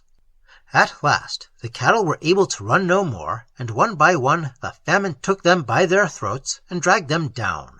And at night he scratched in the ground, killing even the roots of things, and came and peered in at the doorways, and started back and peered in at the door again a little further, but yet was not bold enough to enter altogether, for fear that men should have water to throw over his dry grey fur. Then did the men of Yarnith pray to Yarnith, as he sat far off beyond the valley, praying to him night and day to call his famine back. But the famine sat and purred, and slew all the cattle, and dared at last to take men for his food. And the histories tell how he slew children first, and afterwards grew bolder and tore down women, till at last he even sprang at the throats of men as they labored in the fields. Then said the men of Yarnith, "There must go one to take our prayers to the feet of Yarnith, for the world at evening utters many prayers, and it may be that Yarnith, as he hears all earth lamenting when the prayers at evening flutter to his feet, may have missed among so many the prayers of the men of Yarnith. But if one go and say to Yarnith, there is a little crease in the outer skirts of thy cloak that men call the valley of Yarnith, where the famine is a greater lord than Yarnith, it may be that he shall remember for an instant and call his famine back." Yet all men feared to go, seeing that they were but men, and Yarnith was lord of the whole earth, and the journey was far and rocky. But that night Hothrun-Dath heard the famine whining outside his house and pawing at his door. Therefore it seemed to him more meet to wither before the glance of Yarnith than that the whining of that famine should ever again fall upon his ears. So about the dawn Hothrun-Dath crept away, fearing still to hear behind him the breathing of the famine, and set out upon his journey whither pointed the graves of men. For men in Yarnith are buried with their feet and faces turned toward Yarnith, lest he might beckon to them in their night and call them to him. So all day long did Hothrun-Dath follow the way of the graves. It is told that he even journeyed for 3 days and nights with naught but the graves to guide him, as they pointed towards Yarnith, where all the world slopes upwards towards Yodath, and the great black rocks that are nearest to Yarnith lie gathered together by clans, till he came to the 2 great black pillars of Astarinth, and saw the rocks beyond them piled in a dark valley, narrow and aloof, and knew that this was Yodath. Then did he haste no more, but walked quietly up the valley, daring not to disturb the stillness, for he said, "Surely this is the stillness of Yarnith, which lay about him before he clothed himself with rocks." Here among the rocks which first had gathered to the call of Yarnith, Hothrun-Dath felt a mighty fear, but yet went onwards because of all his people, and because he knew that thrice in every hour, in some dark chamber, death and famine met to speak 2 words together, the end. But as dawn turned the darkness into grey, he came to the valley's end, and even touched the foot of Yarnith, but saw him not, for he was all hidden in the mist. Then Hothrun-Dath feared that he might not behold him to look him in the eyes when he sent up his prayer. But laying his forehead against the foot of Yarnith, he prayed for the men of Yarnith, saying, "O Lord of famine and Father of death, there is a spot in the world that thou hast cast about thee which men call Yarnith, and there men die before the time thou hast apportioned passing out of Yarnith. Perchance the famine hath rebelled against thee, or death exceeds his powers. O Master of the world, drive out the famine as a moth out of thy cloak, lest the gods beyond, that regard thee with their eyes, say, There is Yarnith, and lo, his cloak is tattered. And in the mist no sign made Yarnith. Then did Hrothgar pray to Yarnith to make some sign with his uplifted hand, that he might know he heard him. In the awe and silence he waited, until nigh the dawn the mist that hid the figure rolled upwards. Serene above the mountains, he brooded over the world, silent, with right hand uplifted. What Hrothgar saw there upon the face of Yarnith no history telleth, or how he came again alive to Yarnith. But this is writ that he fled, and none hath since beheld the face of Yarnith. Some say that he saw a look on the face of that image that set a horror tingling through his soul. But it is held in Yarnith that he found the marks of instruments of carving about the figure's feet, and discerning thereby that Yarnith was wrought by the hands of men, he fled down the valley screaming, There are no gods, and all the world is lost. And hope departed from him, and all the purposes of life. Motionless behind him, lit by the rising sun, sat the colossal figure with right hand uplifted, that man had made in his own image. But the men of Yarnith tell how Hrothgar came back again panting to his own city, and told the people that there were no gods, and that Yarnith had no hope from Yarnith. Then the men of Yarnith, when they knew that the famine came not from the gods, arose and strove against him. They dug deep for wells, and slew goats for food high up on Yarnith's mountains, and went afar and gathered blades of grass where yet it grew, that their cattle might live. Thus they fought the famine, for they said, If Yarnith be not a god, then is there nothing mightier in Yarnith than men, and who is the famine that he should bare his teeth against the lords of Yarnith? And they said, If no help cometh from Yarnith, then there is no help but from our own strength and might, and we be Yarnith's gods, with the saving of Yarnith burning within us, or its doom according to our desire. And some more the famine slew, but others raised their hands, saying, These be the hands of gods, and drave the famine back till he went from the houses of men, and out among the cattle. And still the men of Yarnith pursued him, till above the heat of the fight came the million whispers of rain heard faintly far off towards evening. Then the famine fled away howling back to the mountains, and over the mountains' crests, and became no more than a thing that is told in Yarnith's legends. 1,000 years have passed across the graves of those that fell in Yarnith by the famine.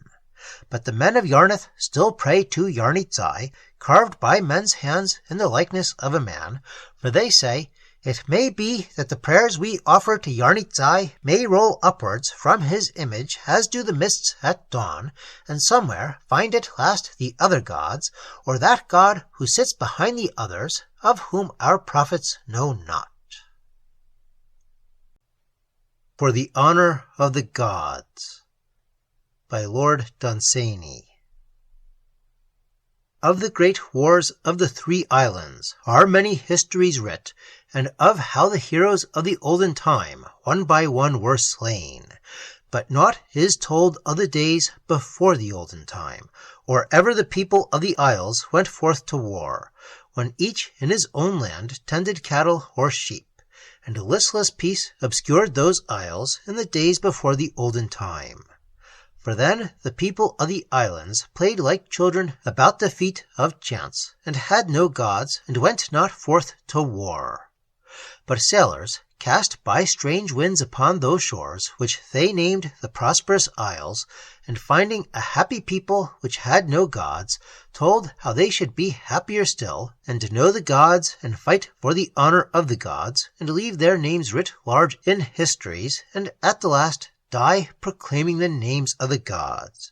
And the people of the islands met and said, The beasts we know, but lo, These sailors tell of things beyond, that know us as we know the beasts, and use us for their pleasure as we use the beasts, but yet are apt to answer idle prayer flung up at evening near the hearth, when a man returneth from the ploughing of the fields.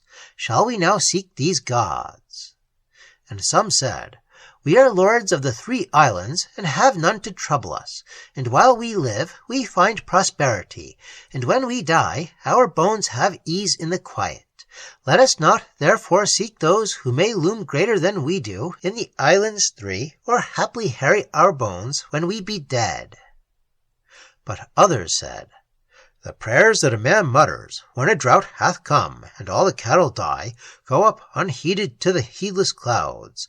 And if somewhere there be those that garner prayer, let us send men to seek them, and to say, There be men in the isles called 3, or sometimes named by sailors the prosperous isles, and they be in the central sea, who oft times pray, and it hath been told us that ye love the worship of men, and for it answer prayer, and we be travellers from the islands 3. And the people of the islands were greatly allured by the thought of strange things, neither men nor beasts, who at evening answered prayer. Therefore they sent men down in ships with sails to sail across the sea, and in safety over the sea to a far shore chance brought the ships. Then over hill and valley 3 men set forth seeking to find the gods, and their comrades beached the ships and waited on the shore. And they that sought the gods followed for 30 nights the lightnings in the sky over 5 mountains, and as they came to the summit of the last, they saw a valley beneath them, and lo, the gods. For there the gods sat, each on a marble hill, each sitting with an elbow on his knee and his chin upon his hand, and all the gods were smiling about their lips. And below them there were armies of little men, and about the feet of the gods they fought against each other, and slew one another for the honor of the gods, and for the glory of the name of the gods. And round them in the valley their cities that they had builded with the toil of their hands, they burned for the honor of the gods, where they died for the honor of the gods, and the gods looked down and smiled. And up from the valley fluttered the prayers of men, and here and there the gods did answer a prayer, but oftentimes they mocked them, and all the while men died. And they that had sought the gods from the islands 3, having seen what they had seen, lay down on the mountain summit, lest the gods should see them. Then they crept backward a little space, still lying down, and whispered together, and then stooped low and ran, and travelled across the mountains in 20 days, and came again to their comrades by the shore.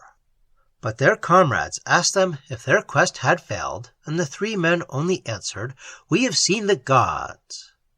And setting sail, the ships hove back across the central sea, and came again to the islands 3, where rest the feet of chance, and said to the people, We have seen the gods. But to the rulers of the islands they told how the gods drove men in herds, and went back and tended their flocks again, all in the prosperous isles, and were kinder to their cattle after they had seen how the gods used men. But the gods, walking large about their valley, and peering over the great mountain's rim, saw one morning the tracks of the 3 men. Then the gods bent their faces low over the tracks, and leaning forward, ran, and came before the evening of the day to the shore where the men had set sail in ships, and saw the tracks of ships upon the sand, and waded far out into the sea, and yet saw naught. Still it had been well for the islands 3, had not certain men that had heard the traveller's tale sought also to see the gods themselves. These in the night time slipped away from the isles in ships, and ere the gods had retreated to the hills, they saw where ocean meets with sky the full white sails of those that sought the gods upon an evil day. Then for a while the people of those gods had rest while the gods lurked behind the mountain, waiting for the travellers from the prosperous isles. But the travellers came to shore and beached their ships, and sent 6 of their number to the mountain whereof they had been told. But they, after many days, returned, having not seen the gods, but only the smoke that went upward from burned cities, and vultures that stood in the sky instead of answered prayer. And they all ran down their ships again into the sea, and set sail again, and came to the prosperous isles. But in the distance, crouching behind the ships, the gods came wading through the sea, that they might have the worship of the isles. And to every isle of the three, the gods showed themselves in different garb and guise, and to all they said, "Leave your flocks, go forth and fight for the honor of the gods." And from one of the isles all the folk came forth in ships to battle for gods that strode through the isle like kings. And from another they came to fight for gods that walked like humble men upon the earth in beggars' rags. And the people of the other isle fought for the honor of gods that were clothed in hair like beasts, and had many gleaming eyes and claws upon their foreheads. But of how these people fought till the isles grew desolate, but very glorious, and all for the fame of the gods, are many histories writ. Night and Morning by Lord Dunsany. Once in an arbor of the gods, above the fields of twilight, Night, wandering alone, came suddenly on morning. Then Night drew from his face his cloak of dark grey mists, and said, "See, I am Night." And they two, sitting in that arbor of the gods, Night told wondrous stories of old mysterious happenings in the dark. And Morning sat and wondered, gazing into the face of Night and at his wreath of stars. And Morning told how the rains of Snamarthus smoked in the plain, but Night told how Snamarthus held riot in the dark, with revelry and drinking, and tales told by kings, till all the hosts of Minath crept against it, and the lights went out, and there arose the din of arms, or ever morning came. And Night told how Inzāna the beggar had dreamed that he was a king, and Morning told how she had seen Inzāna find suddenly an army in the plain, and how he had gone to it, thinking he was king, and the army had believed him, and Inzāna now ruled over Marthas and Trigadrides, Dynath, Zon, and Tumida. And most Night loved to tell of Sarnes, whose ruins are scant memories on the desert's edge. But Morning told of the twin cities of Nardus and Timout that lorded over the plain, and Night told terribly of what Mynandes found when he walked through his own city in the dark, and ever at the elbow of regal Night whispers arose, saying, "Tell Morning this." And ever Night told, and ever Morning wondered, and Night spake on, and told what the dead had done when they came in the darkness on the king that had led them into battle once, and Night knew who slew Darnex, and how it was done. Moreover, he knew why the 7 kings tortured Sidathras, and what Sidathras said just at the last, and how the kings went forth and took their lives. And Night told whose blood had stained the marble steps that led to the temple of Ozon, and why the skull within it wears a golden crown, and whose soul is in the wolf that howls in the dark against the city. And Night knew whither the tigers go out of the Arassian desert, and the place where they meet together, and who speaks to them, and what she says, and why. And he told why human teeth had bitten the iron hinge in the great gate that swings in the walls of Mondus, and who came up out of the marsh alone in the dark time, and demanded audience of the king, and told the king a lie, and how the king, believing it, went down into the vaults of his palace, and found only toads and snakes, who slew the king. And he told of ventures in palace towers in the quiet, and knew the spell whereby a man might send the light of the moon right into the soul of his foe. And Night spoke of the forest, and the stirring of shadows, and soft feet pattering, and peering eyes, and of the fear that sits behind the trees, taking to itself the shape of something crouched to spring. But far under that arbor of the gods, down on the earth, the mountain peak Mandana looked Morning in the eyes, and forsook his allegiance to Night. And one by one the lesser hills about Mandana's knees greeted the Morning. And all the while in the plains the shapes of cities came looming out of the dusk, and Congros stood forth with all her pinnacles, and the winged figure of Poesy carved upon the eastern portal of her gate, and the squat figure of Avarice carved facing it upon the west, and the bat began to tire of going up and down her streets, and already the owl was home. And the dark lions went up out of the plain back to their caves again. Not as yet shone any dew upon the spider's snare, nor came the sound of any insects stirring, or bird of the day, and full allegiance all the valleys owned still to their lord the night. Yet earth was preparing for another ruler, and kingdom by kingdom she stole away from night, and there marched through the dreams of men 1,000,000 heralds, that cried the voice of the cock, Lo, morning come behind us! But in that arbor of the gods, above the fields of twilight, the star wreath was paling about the head of night, and ever more wonderful on morning's brow appeared the mark of power. And at the moment when the campfires pale, and the smoke goes grey to the sky, and camels sniff the dawn, suddenly morning forgot night.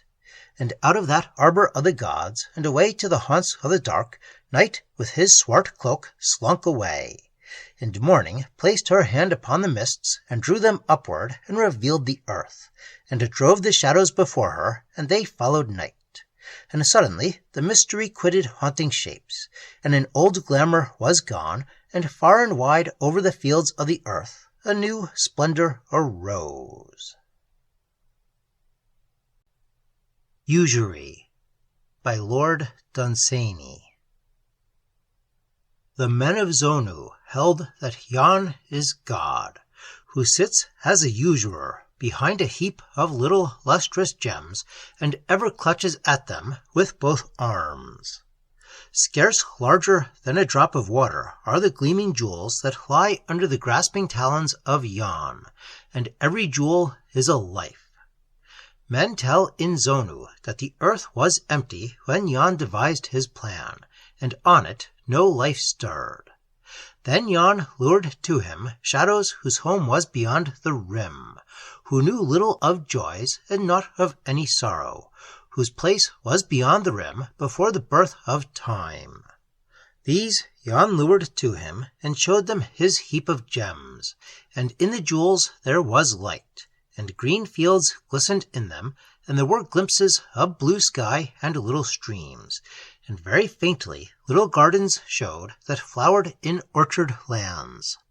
And some showed winds in the heaven, and some showed the arch of the sky with a waste plain drawn across it, with grasses bent in the wind, and never aught but the plain. But the gems that changed the most had in their center the ever-changing sea. Then the shadows gazed into the lives, and saw the green fields, and the sea, and earth, and the gardens of earth. And Yarn said, I will loan you each a life, and you may do your work with it upon the scheme of things, and have each a shadow for his servant in green fields and in gardens. Only for these things shall you polish these lives with experience, and cut their edges with your griefs, and in the end shall return them again to me.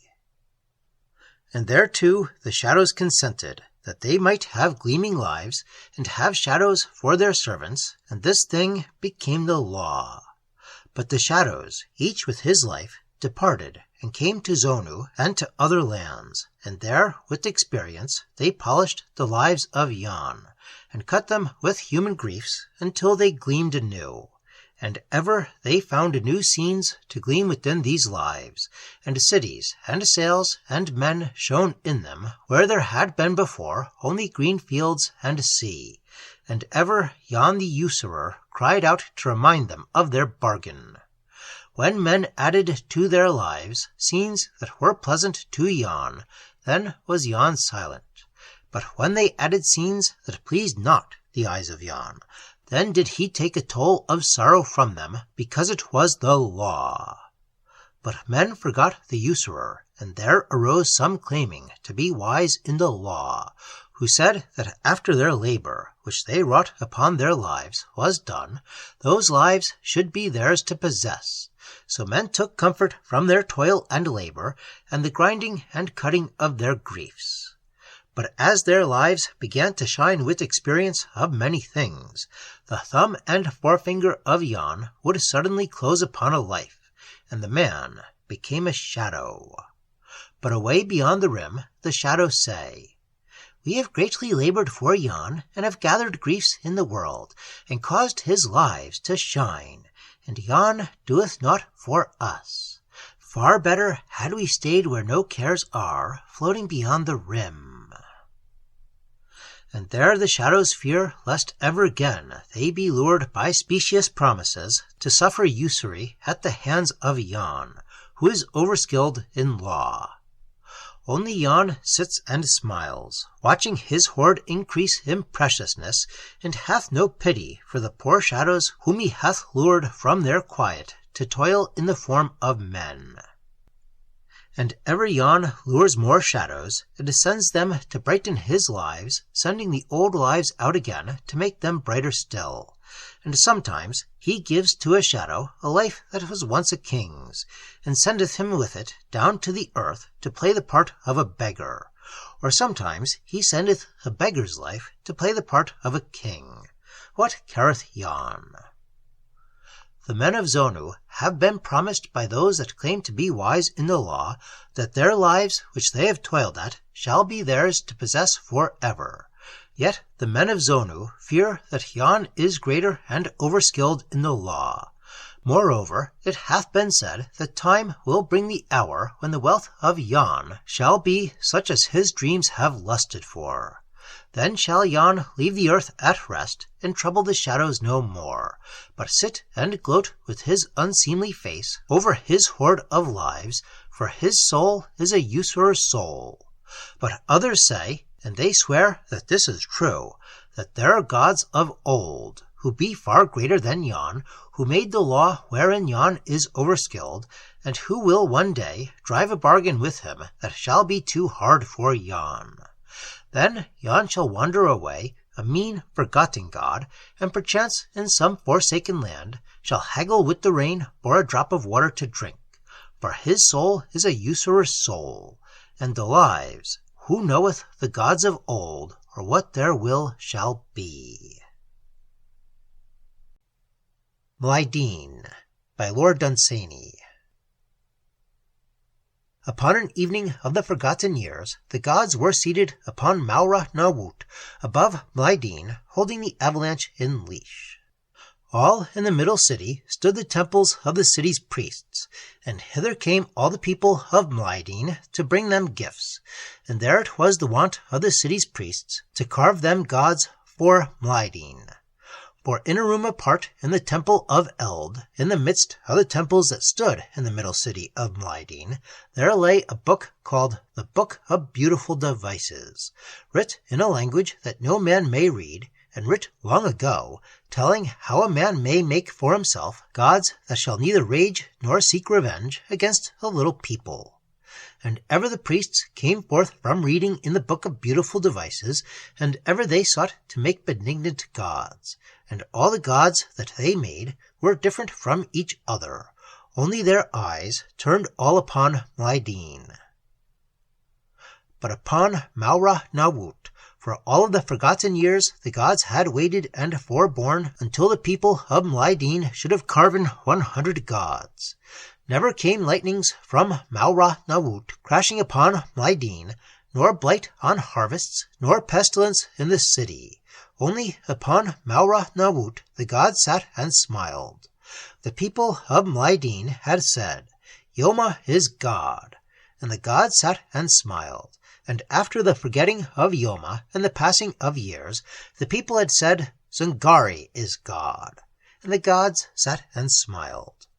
Then on the altar of Zungari a priest had set a figure squat, carven in purple agate, saying, "Yazun is God." Still the gods sat and smiled. About the feet of Yonu, Bazun, Nidesh, and Sundrau had gone the worship of the people of Mlideen, and still the gods sat holding the avalanche in leash above the city. There set a great calm towards sunset over the heights, and Mana-Yood stood up still with gleaming snow, and into the hot city cool breezes blew from his benignant slopes, as Inzāna, high prophet of Mlideen, carved out of a great sapphire the city's 100th god. And then upon Mana-Yood the gods turned away, saying, 100 infamies have now been wrought.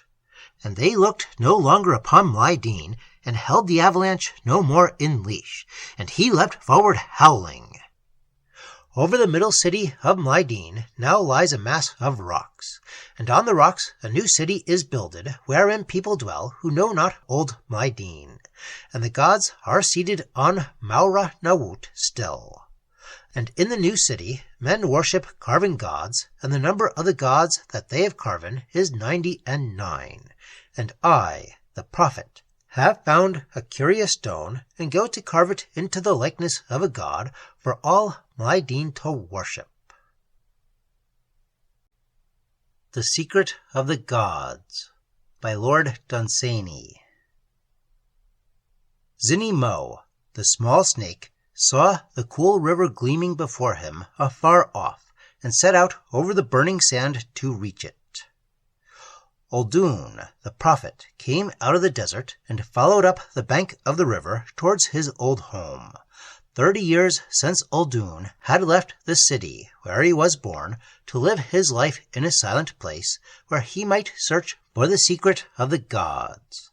The name of his home was the city by the river, and in that city many prophets taught concerning many gods, and men made many secrets for themselves. But all the while none knew the secret of the gods, nor might any seek to find it, for if any sought, men said of him, This man sins, for he giveth no worship to the gods that speak to our prophets by starlight when none heareth. And Uldun perceived that the mind of a man is as a garden, and that his thoughts are as the flowers, and the prophets of a man's city are as many gardeners who weed and trim, and who have made in the garden paths both smooth and straight, and only along these paths is a man's soul permitted to go, lest the gardeners say, This soul transgresseth. And from the paths the gardeners weed out every flower that grows, and in the garden they cut off all flowers that grow tall, saying, It is customary, and it is written, and this hath ever been, or that hath not been before. Therefore Uldun saw that not in that city might he discover the secret of the gods, and Uldun said to the people, When the worlds began, the secret of the gods lay written clear over the whole earth, but the feet of many prophets have trampled it out. Your prophets are all true men, but I go into the desert to find a truth which is truer than your prophets. Therefore Uldun went into the desert, and in storm and still he sought for many years. When the thunder roared over the mountains that limited the desert, he sought the secret in the thunder, but the gods spake not by the thunder. When the voices of the beasts disturbed the stillness under the stars, he sought the secret there, but the gods spake not by the beasts. Uldun grew old, and all the voices of the desert had spoken to Uldun, but not the gods, when one night he heard them whispering beyond the hills. And the gods whispered one to another, and turning their faces earthward, they all wept. And Uldun, though he saw not the gods, yet saw their shadows turn, as they went back to a great hollow in the hills. And there, all standing in the valley's mouth, they said, O morning Zai, O oldest of the gods, the faith of thee is gone, and yesterday, for the last time, thy name was spoken upon earth. And turning earthward, they all wept again. And the gods tore white clouds out of the sky, and draped them about the body of morning Zai, and bore him forth from his valley behind the hills, and muffled the mountain peaks with snow, and beat upon their summits with drumsticks carved of ebony, playing the dirge of the gods. and the echoes rolled about the passes, and the winds howled, because the faith of the olden days was gone, and with it had sped the soul of Morning Zai. So through the mountain passes the gods came at night, bearing their dead father. And Uldun followed, and the gods came to a great sepulchre of onyx that stood upon 4 fluted pillars of white marble, each carved out of 4 mountains, and therein the gods laid Morning Zai, because the old faith was fallen. And there, at the tomb of their father, the gods spake, and Uldun heard the secret of the gods, and it became to him a simple thing, such as a man might well guess, yet hath not. Then the soul of the desert arose, and cast over the tomb its wreath of forgetfulness, devised of drifting sand, and the gods strode home across the mountains to their hollow land. But Uldun left the desert, and travelled many days, and so came to the river where it passes beyond the city to seek the sea, and following its bank came near to his old home. And the people of the city by the river, seeing him far off, cried out, "Hast thou found the secret of the gods?" And he answered, "I have found it, and the secret of the gods is this." Zinimo, the small snake, seeing the figure and the shadow of a man between him and the cool river, raised his head and struck it once. And the gods are pleased with Zinimo, and have called him the protector of the secret of the gods. The South Wind by Lord Dunsany. 2 players sat down to play a game together to while eternity away, and they chose the gods as pieces wherewith to play their game, and for their board of playing they chose the sky from rim to rim, whereon lay a little dust, and every speck of dust was a world upon the board of playing. And the players were robed and their faces veiled, and the robes and veils were alike, and their names were Fate and Chance. And as they played their game, and moved the gods hither and thither about the board, the dust arose and shone in the light from the players' eyes that gleamed behind the veils. Then said the gods, "See how we stir the dust." It chanced, or was ordained, who knoweth which, that Ord, a prophet, one night saw the gods as they strode knee-deep among the stars. But as he gave them worship, he saw the hand of a player, enormous over their heads, stretched out to make his move. Then Ord the prophet knew. Had he been silent, it might have still been well with Ord. But Ord went about the world, crying out to all men, "There is a power over the gods." This the gods heard. Then said they, "Ord hath seen." Terrible is the vengeance of the gods, and fierce were their eyes when they looked on the head of Ord, and snatched out of his mind all knowledge of themselves. And that man's soul went wandering afield to find for itself gods, forever finding them not. Then out of Ord's dream of life the gods plucked the moon and the stars, and in the night time he only saw black sky, and saw the lights no more. Next the gods took from him, for their vengeance resteth not, the birds and butterflies, flowers and leaves and insects, and all small things. And the prophet looked on the world that was strangely altered, yet knew not of the anger of the gods. Then the gods sent away his familiar hills, to be seen no more by him, and all the pleasant woodlands on their summits, and the further fields. And in a narrower world Ord walked round and round, now seeing little, and his soul still wandered searching for some gods, and finding none. Lastly, the gods took away the fields and a stream, and left to the prophet only his house and the larger things that were in it. Day by day they crept about him, drawing films of mist between him and familiar things, till at last he beheld naught at all, and was quite blind and unaware of the anger of the gods. Then Ord's world became only a world of sound, and only by hearing he kept his hold upon things. All the profit that he had out of his days was here some song from the hills, or there the voice of the birds, and sound of the stream, or the drip of the falling rain. But the anger of the gods ceases not with the closing of flowers, nor is it assuaged by the winter's snows, nor doth it rest in the full glare of summer. And they snatched away from Ord one night his world of sound, and he awoke deaf. But as a man may smite away the hive of the bee, and the bee with all his fellows builds again, knowing not what hath smitten his hive, or that it shall smite again, so Ord built for himself a world out of old memories, and set it in the past.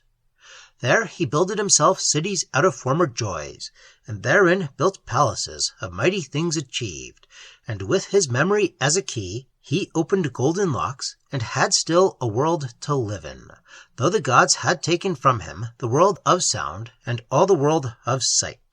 But the gods tire not from pursuing, and they seized his world of former things, and took his memory away, and covered up the paths that led into the past, and left him blind and deaf and forgetful among men, and caused all men to know that this was he who once had said that the gods were little things. And lastly, the gods took his soul, and out of it they fashioned the south wind, to roam the seas for ever, and not have rest. And well the south wind knows that he hath once understood somewhere and long ago, and so he moans to the islands, and cries along southern shores, I have known, and I have known. But all things sleep when the south wind speaks to them, and none heed his cry that he hath known, but are rather content to sleep. But still the south wind, knowing that there is something that he hath forgotten, goes on crying, I have known, seeking to urge men to arise and to discover it. But none heed the sorrows of the south wind, even when he driveth his tears out of the south, so that though the south wind cries on, and never findeth rest, none heed that there is aught that may be known, and the secret of the gods is safe.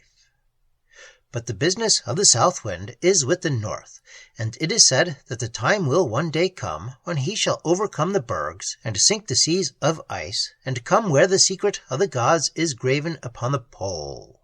And the game of fate and chance shall suddenly cease, and he that loses shall cease to be or ever to have been.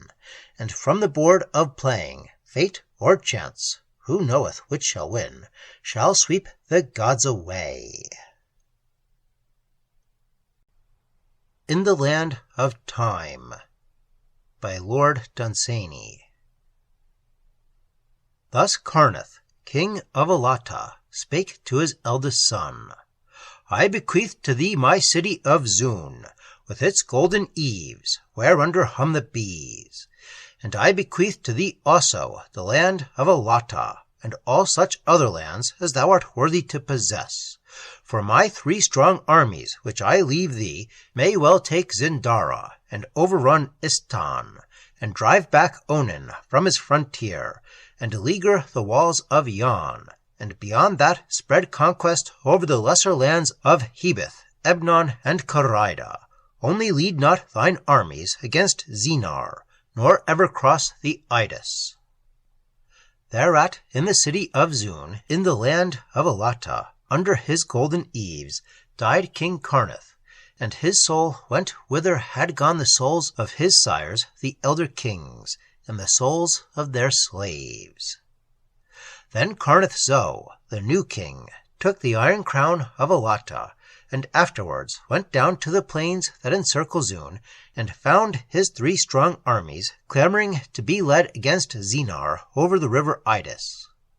But the new king came back from his armies, and all one night in the great palace alone with his iron crown, pondered long upon war.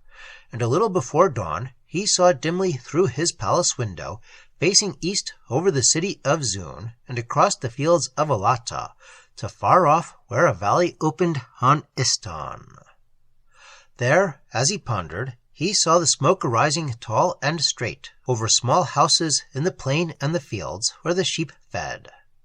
Later, the sun rose shining over Alata as it shone over Istan, And there arose a stir about the houses both in Elatta and Istan. And cocks crowed in the city, and men went out into the fields among the bleating sheep.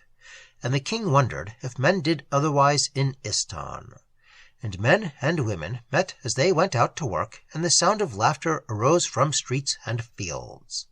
The king's eyes gazed into the distance towards Istan, and still the smoke went upward tall and straight from the small houses.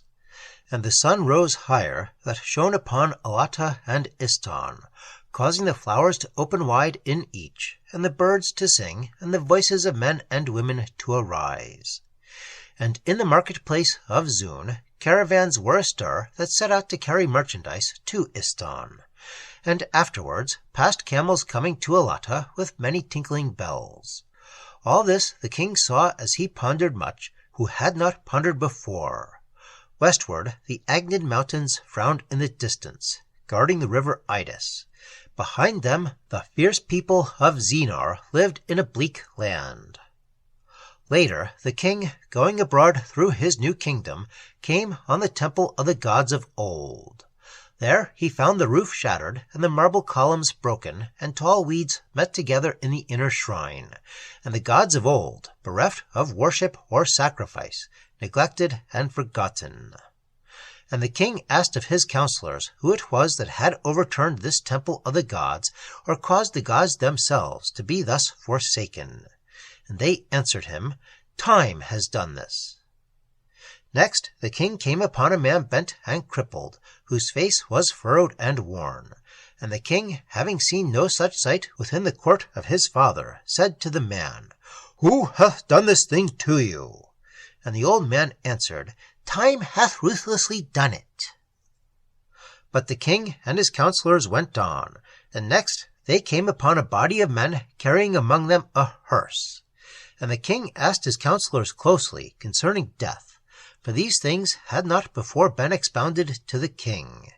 And the oldest of the counselors answered, "Death, O king, is a gift sent by the gods by the hand of their servant Time, and some receive it gladly, and some are forced reluctantly to take it, and before others it is suddenly flung in the middle of the day. And with this gift that Time hath brought him from the gods, a man must go forth into the dark to possess no other thing for so long as the gods are willing." But the king went back to his palace, and gathered the greatest of his prophets and his counselors, and asked them more particularly concerning Time. And they told the king how that Time was a great figure standing like a tall shadow in the dusk, or striding unseen across the world, and how that he was the slave of the gods and did their bidding, but ever chose new masters, and how all the former masters of Time were dead and their shrines forgotten. And one said, "I have seen him once when I went down to play again in the garden of my childhood because of certain memories. And it was towards evening, and the light was pale, and I saw Time standing over the little gate, pale like the light, and he stood between me and that garden, and had stolen my memories because he was mightier than I." And another said, "I too have seen the enemy of my house, for I saw him when he strode over the fields that I knew well, and led a stranger by the hand to place him in my home, to sit where my forefathers sat. And I saw him afterwards walk thrice round the house, and stoop and gather up the glamour from the lawns, and brush aside the tall poppies in the garden, and spread weeds in his pathway where he strode through the remembered nooks." And another said, "He went one day into the desert, and brought up life out of the waste places, and made it cry bitterly, and covered it with the desert again." And another said, "I too saw him once seated in the garden of a child, tearing the flowers, and afterwards he went away through many woodlands, and stooped down as he went, and picked the leaves one by one from the trees." And another said, "I saw him once by moonlight, standing tall and black amidst the ruins of a shrine in the old kingdom of Amarna, doing a deed by night. And he wore a look on his face such as murderers wear, as he busied himself to cover over something with weeds and dust. Thereafter in Amarna, the people of that old kingdom missed their god, in whose shrine I saw Time crouching in the night, and they have not since beheld him. And all the while from the distance, at the city's edge, rose a hum from the 3 armies of the king, clamoring to be led against Zeenar. Thereat the king went down to his 3 armies, and speaking to their chiefs, said, I will not go down clad with murder to be king over other lands. I have seen the same morning arising on Istan that also gladdened Alata, and have heard peace lowing among the flowers. I will not desolate homes to rule over an orphaned land, and a land widowed. But I will lead you against the pledge enemy of Alata, who shall crumble the towers of Zun, and hath gone far to overthrow our gods.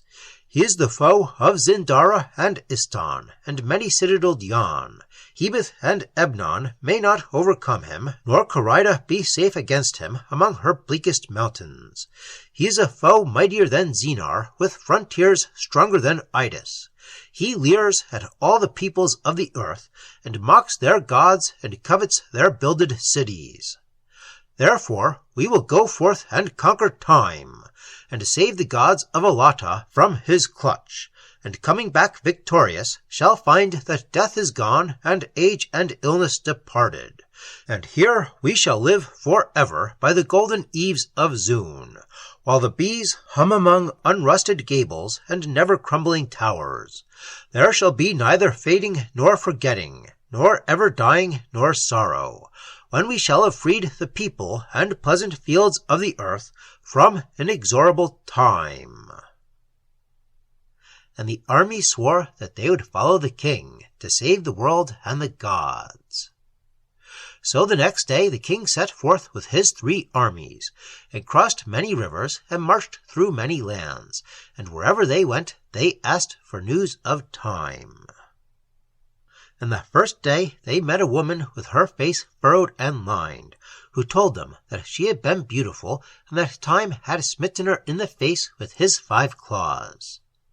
Many an old man they met as they marched in search of Time. All had seen him, but none could tell them more, except that some said he went that way, and pointed to a ruined tower or to an old and broken tree. And day after day, and month by month, the king pushed on with his armies, hoping to come at last on Time. Sometimes they encamped at night near palaces of beautiful design, or beside gardens of flowers, hoping to find their enemy when he came to desecrate in the dark. Sometimes they came on cobwebs, sometimes on rusted chains and houses with broken roofs or crumbling walls. Then the armies would push on apace, thinking that they were closer upon the track of Time. As the weeks passed by, and weeks grew to months, and always they heard reports and rumors of Time, but never found him, the armies grew weary of the great march. But the king pushed on, and would let none turn back, saying always that the enemy was near at hand.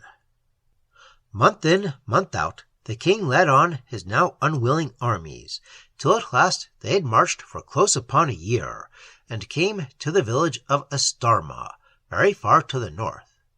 There many of the king's weary soldiers deserted from his armies, and settled down in Astarma, and married Astarmian girls. By these soldiers we have the march of the armies clearly chronicled to the time when they came to Astarma, having been nigh a year upon the march. And the army left that village, and the children cheered them as they went up the street, and 5 miles distant they passed over a ridge of hills, and out of sight. Beyond this less is known, but the rest of this chronicle is gathered from the tales that the veterans of the king's armies used to tell in the evenings about the fires in Zun, and remembered afterwards by the men of Zeenar. It is mostly credited in these days that such of the king's armies as went on past Astarma came at last, it is not known after how long a time, over a crest of a slope where the whole earth slanted green to the north. Below it lay green fields, and beyond them moaned the sea with never shore nor island so far as the eye could reach. Among the green fields lay a village, and on this village the eyes of the king and his armies were turned as they came down the slope. It lay beneath them, grave with seared antiquity, with old-world gables stained and bent by the lapse of frequent years, with all its chimneys awry. Its roofs were tiled with antique stones, covered over deep with moss. Each little window looked with the myriad strange-cut panes on the garden shaped with quaint devices and overrun with weeds. On rusted hinges the doors swung to and fro, and were fashioned of planks of immemorial oak, with black knots gaping from their sockets. Against it all there beat the thistledown. About it clambered the ivy, or swayed the weeds. Tall and straight out of the twisted chimneys arose blue columns of smoke, and blades of grass peeped upward between the huge cobbles of the unmolested street. Between the gardens and the cobbled streets stood hedges higher than a horseman might look, of stalwart thorn, and upward through it clambered the convolvulus to peer into the garden from the top.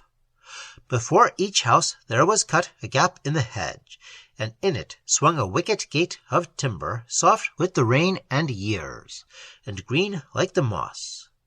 Over all of it there brooded age and the full hush of things bygone and forgotten. Upon this derelict that the years had cast up out of antiquity, the king and his armies gazed long. Then on the hill slope the king made his armies halt, and went down alone with one of his chiefs into the village. Presently there was a stir in one of the houses, and a bat flew out of the door into the daylight, and 3 mice came running out of the doorway down the step. An old stone cracked in two, and held together by moss. And there followed an old man bending on a stick with a white beard coming to the ground, wearing clothes that were glossed with use. And presently there came others out of the other houses, all of them as old, and all hobbling on sticks. These were the oldest people that the king had ever beheld, and he asked them the name of the village and who they were. And one of them answered, "This is the city of the aged in the territory of Time." And the king said, "Is Time then here?" And one of the old men pointed to a great castle standing on a steep hill, and said, "Therein dwells Time, and we are his people." And they all looked curiously at King Carnith-So, and the eldest of the villagers spoke again, and said, "Whence do you come, you that are so young?" And Carnith-So told him how he had come to conquer Time, to save the world and the gods, and asked them whence they came. And the villagers said, "We are older than always, and know not whence we came. But we are the people of Time, and here from the edge of everything he sends out his hours to assail the world, and you may never conquer Time." But the king went back to his armies, and pointed towards the castle on the hill, and told them that at last they had found the enemy of the earth. And they that were older than always went back slowly into their houses with the creaking of olden doors. And there they went across the fields and past the village. From one of his towers Time eyed them all the while, and in battle order they closed in on the steep hill, as Time sat still in his great tower and watched. But as the feet of the foremost touched the edge of the hill, Time hurled 5 years against them, and the years passed over their heads, and the army still came on, an army of older men. But the slope seemed steeper to the king and to every man in his army, and they breathed more heavily. And Time summoned up more years, and one by one he hurled them at Carnith-So, and at all his men. And the knees of the army stiffened, and their beards grew and turned grey, and the hours and days and the months went singing over their heads, and their hair turned whiter and whiter, and the conquering hours bore down, and the years rushed on, and swept the youth of that army clear away, till they came face to face under the walls of the castle of Time with a mass of howling years, and found the top of the slope too steep for aged men. Slowly and painfully, harassed with agues and chills, the king rallied his aged army that tottered down the slope. Slowly the king led back his warriors, over whose heads had shrieked the triumphant years. Year in, year out, they straggled southwards, always towards Zoon. They came, with rust upon their spears, and long beards flowing, again into Astarma, and none knew them there. They passed again by towns and villages, where once they had inquired curiously concerning time, and none knew them there either. They came again to the palaces and gardens where they had waited for time in the night, and found that time had been there. And all the while they set a hope before them that they should come on Zoon again and see its golden eaves. And no one knew that unperceived behind them there lurked and followed the gaunt figure of Time, cutting off stragglers one by one, and overwhelming them with his hours. Only men were missed from the army every day, and fewer grew the veterans of Carnith Zo. But at last, after many a month, one night as they marched in the dusk before the morning, dawn suddenly ascending shone on the eaves of Zoon, and a great cry ran through the army, "Alata! Alata!" But drawing nearer, they found that the gates were rusted, and weeds grew tall along the outer walls. Many a roof had fallen, gables were blackened and bent, and the golden eaves shone not as heretofore. And the soldiers entering the city, expecting to find their sisters and sweethearts of a few years ago, saw only old women wrinkled with great age, and knew not who they were. Suddenly someone said, "He has been here too." And then they knew that while they searched for time, Time had gone forth against their city, and leaguered it with the years, and had taken it while they were far away, and enslaved their women and children with the yoke of age. So all that remained of the 3 armies of Carnith Zo settled in the conquered city, and presently the men of Xenar crossed over the river Idis, and easily conquering an army of aged men, took all Alata for themselves, and their kings reigned thereafter in the city of Zoon. And sometimes the men of Xenar listened to the strange tales that the old Alatans told of the years when they made battle against Time. Such of these tales as the men of Xenar remembered, they afterwards set forth. And this is all that may be told of those adventurous armies that went to war with Time to save the world and the gods, and were overwhelmed by the hours and the years. The Relenting of Sarnidac by Lord Dunsany. The lame boy Sarnidac tended sheep on a hill to the southward of the city. Sarnidac was a dwarf, and greatly derided in the city. For the women said, "It is very funny that Sarnidac is a dwarf." And they would point their fingers at him, saying, "This is Sarnidac, he is a dwarf. Also, he is very lame." Once the doors of all the temples in the world swung open to the morning, and Sarnidac, with his sheep upon the hill, saw strange figures going down the white road, always southwards.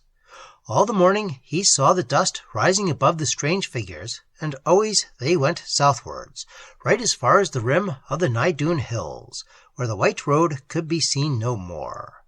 And the figures stooped and seemed to be larger than men, but all men seemed very large to Sarnidac, and he could not see clearly through the dust. And Sarnidac shouted to them as he hailed all people that passed down the long white road, and none of the figures looked to left or right, and none of them turned to answer Sarnidac. But then few people ever answered him, because he was lame and a small dwarf. Still the figures went striding swiftly, stooping forward through the dust, till at last Sarnidac came running down his hill to watch them closer. As he came to the white road, the last of the figures passed him, and Sarnidac ran limping behind him down the road. For Sarnidac was wary of the city wherein all derided him, and when he saw these figures all hurrying away, he thought that they went perhaps to some other city beyond the hills over which the sun shone brighter, or where there was more food, for he was poor, even perhaps where people had not the custom of laughing at Sarnidac. So this procession of figures that stooped and seemed larger than men went southward down the road, and a lame dwarf hobbled behind them. Kamazan, now called the City of the Last of Temples, lies southward of the Mlideen hills. This is the story of Pompeiades, now chief prophet of the only temple in the world, and greatest of all the prophets that have been. On the slopes of Mlideen I was seated once above Kamazan. There I saw figures in the morning striding through much dust along the road that leads across the world. Striding up the hill they came towards me, not with the gait of men, and soon the first one came to the crest of the hill where the road dips to find the plains again, where lies Kamazan. And now I swear by all the gods that are gone, that this thing happened as I shall say it, and was surely so. When those that came striding up the hill came to its summit, they took not the road that goes down into the plains, nor trod the dust any longer, but went straight on and upwards, striding as they strode before, as though the hill had not ended, nor the road dipped. And they strode as though they trod no yielding substance, yet they stepped upwards through the air. This the gods did, for they were not born men who strode that day so strangely away from earth. But I, when I saw this thing, when already 3 had passed me, leaving earth, cried out before the 4th, "Gods of my childhood, guardians of little homes, whither are ye going, leaving the round earth to swim alone and forgotten in so great a waste of sky?" And one answered, "Heresy apace shoots her fierce glare over the world, and men's faith grows dim, and the gods go. Men shall make iron gods, and gods of steel, when the wind and the ivy meet within the shrines of the temples of the gods of old." And I left that place as a man leaves fire by night, and going plainwards down the white road that the gods spurned, cried out to all that I passed to follow me, and so crying came to the city's gates, and there I shouted to all near the gates, "From yonder hilltop the gods are leaving earth." Then I gathered many, and we all hastened to the hill to pray the gods to tarry, and there we cried out to the last of the departing gods, "Gods of old prophecy, and of men's hopes, leave not the earth, and all our worship shall hum about your ears as never it hath before, and oft the sacrifice shall squeal upon your altars." And I said, "Gods of still evenings and quiet nights, go not from earth, and leave not your carven shrines, and all men shall worship you still. For between us and yonder still blue spaces oft roam the thunder and the storms. There in his hiding lurks the dark eclipse, and there are stored all snows and hails and lightnings that shall vex the earth for 1,000,000 years. Gods of our hopes, how shall men's prayers, crying from empty shrines, pass through such terrible spaces? How shall they ever fare above the thunder and many storms, to whatever place the gods may go in that blue waste beyond?" But the gods bent straight forward, and trampled through the sky, and looked not to the right, nor left, nor downwards, nor ever heeded my prayer.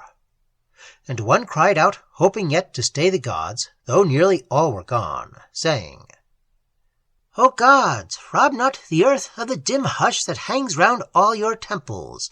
Bereave not all the world of old romance. Take not the glamour from the moonlight, nor tear the wonder out of the white mists in every land.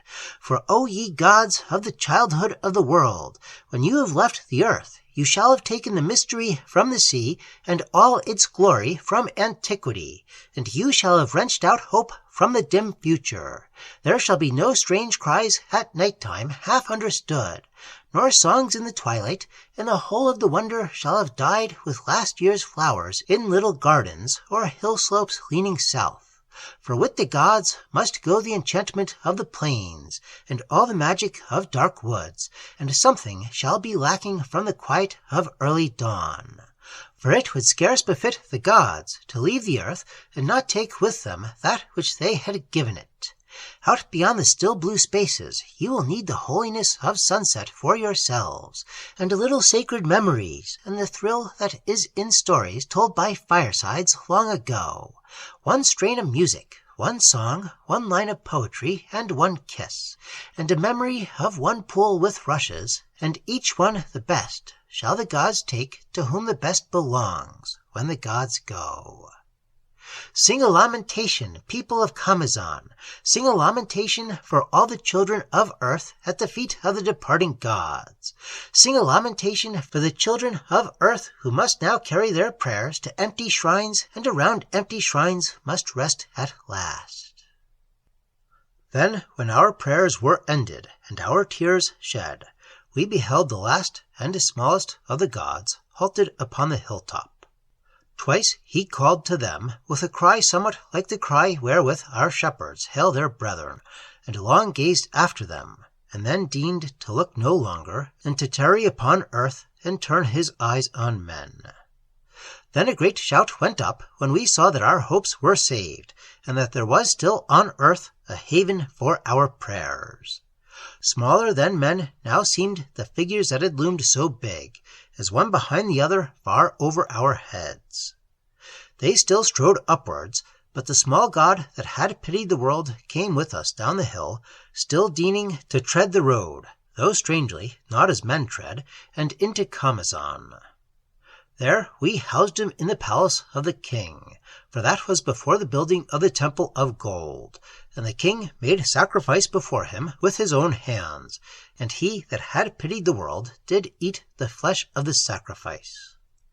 And the book of the knowledge of the gods in Kamazan tells how the small god that pitied the world told his prophets that his name was Sarnidac, and that he herded sheep, and that therefore he is called the shepherd god.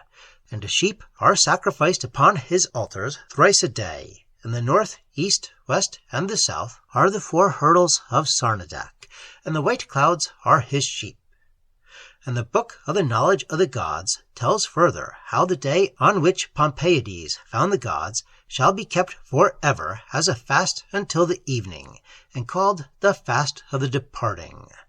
But in the evening shall a feast be held, which is named the Feast of the Relenting. For on that evening Sarnidac pitied the whole world and tarried. And the people of Kamazan all prayed to Sarnidac, and dreamed their dreams, and hoped their hopes, because their temple was not empty. Whether the gods that are departed be greater than Sarnidac, none know in Kamazan, but some believe that in their azure windows they have set lights that lost prayers swarming upwards may come to them like moths, and at last find haven and light far up above the evening and the stillness where sit the gods. But Sarnidac wondered at the strange figures, at the people of Kamazan, and at the palace of the king, and at the customs of the prophets, but wondered not more greatly at aught in Kamazan than he had wondered at the city which he had left. For Sarnidac, who had not known why men were unkind to him, thought that he had found at last the land for which the gods had let him hope, where men should have the custom of being kind to Sarnidac. The Jest of the Gods by Lord Dunsany. Once the older gods had need of laughter. Therefore they made a soul of a king, and set in it ambitions greater than kings should have, and lust for territories beyond the lust of other kings. And in this soul they set strength beyond the strength of others, and fierce desire for power and a strong pride. Then the gods pointed earthward, and sent that soul into the fields of men to live in the body of a slave. And the slave grew, and the pride and lust for power began to arise in his heart, and he wore shackles on his arms. Then in the fields of twilight the gods prepared to laugh. But the slave went down to the shore of the great sea, and cast his body away, and the shackles that were upon it, and strode back to the fields of twilight, and stood up before the gods, and looked them in their faces. This thing the gods, when they had prepared to laugh, had not foreseen. Lust for power burned strong in that king's soul, and there was all the strength and pride in it that the gods had placed therein, and he was too strong for the older gods. He whose body had borne the lashes of men could brook no longer the dominion of the gods, and standing before them he bade the gods to go. Up to their lips leapt all the anger of the older gods, being for the first time commanded. But the king's soul faced them still, and their anger died away, and they averted their eyes. Then their thrones became empty, and the fields of twilight bare, as the gods slunk far away. But the soul chose new companions. The Dreams of the Prophet by Lord Dunsany. Chapter 1. When the gods drave me forth to toil, and assailed me with thirst, and beat me down with hunger, then I prayed to the gods. When the gods smote the cities wherein I dwelt, and when their anger scorched me, and their eyes burned, then did I praise the gods, and offer sacrifice. But when I came again to my green land, and found that all was gone, and the old mysterious haunts wherein I prayed as a child were gone, and when the gods tore up the dust and even the spider's web from the last remembered nook, then did I curse the gods, speaking it to their faces, saying, Gods of my prayers, gods of my sacrifice, because ye have forgotten the sacred places of my childhood, and they have therefore ceased to be, yet may I not forget. Because ye have done this thing, ye shall see cold altars, and shall lack both my fear and praise. I shall not wince at your lightnings, nor be awed when ye go by. Then, looking seawards, I stood and cursed the gods, and at this moment there came to me one in the garb of a poet, who said, Curse not the gods. And I said to him, Wherefore should I not curse those that have stolen my sacred places in the night, and trodden down the gardens of my childhood? And he said, Come, and I will show thee. And I followed him to where two camels stood with their faces towards the desert. And we set out, and I travelled with him for a great space, he speaking never a word. And so we came at last to a waste valley hid in the desert's midst. And herein, like fallen moons, I saw vast ribs that stood up white out of the sand, higher than the hills of the desert, and here and there lay the enormous shapes of skulls, like the white marble domes of palaces built for tyrannous kings a long while since by armies of driven slaves. Also there lay in the desert other bones, the bones of vast legs and arms, against which the desert, like a besieging sea, ever advanced and already had half drowned. And as I gazed in wonder at these colossal things, the poet said to me, The gods are dead. And I gazed long in silence, and I said, These fingers that are now so dead and so very white and still, tore once the flowers in gardens of my youth.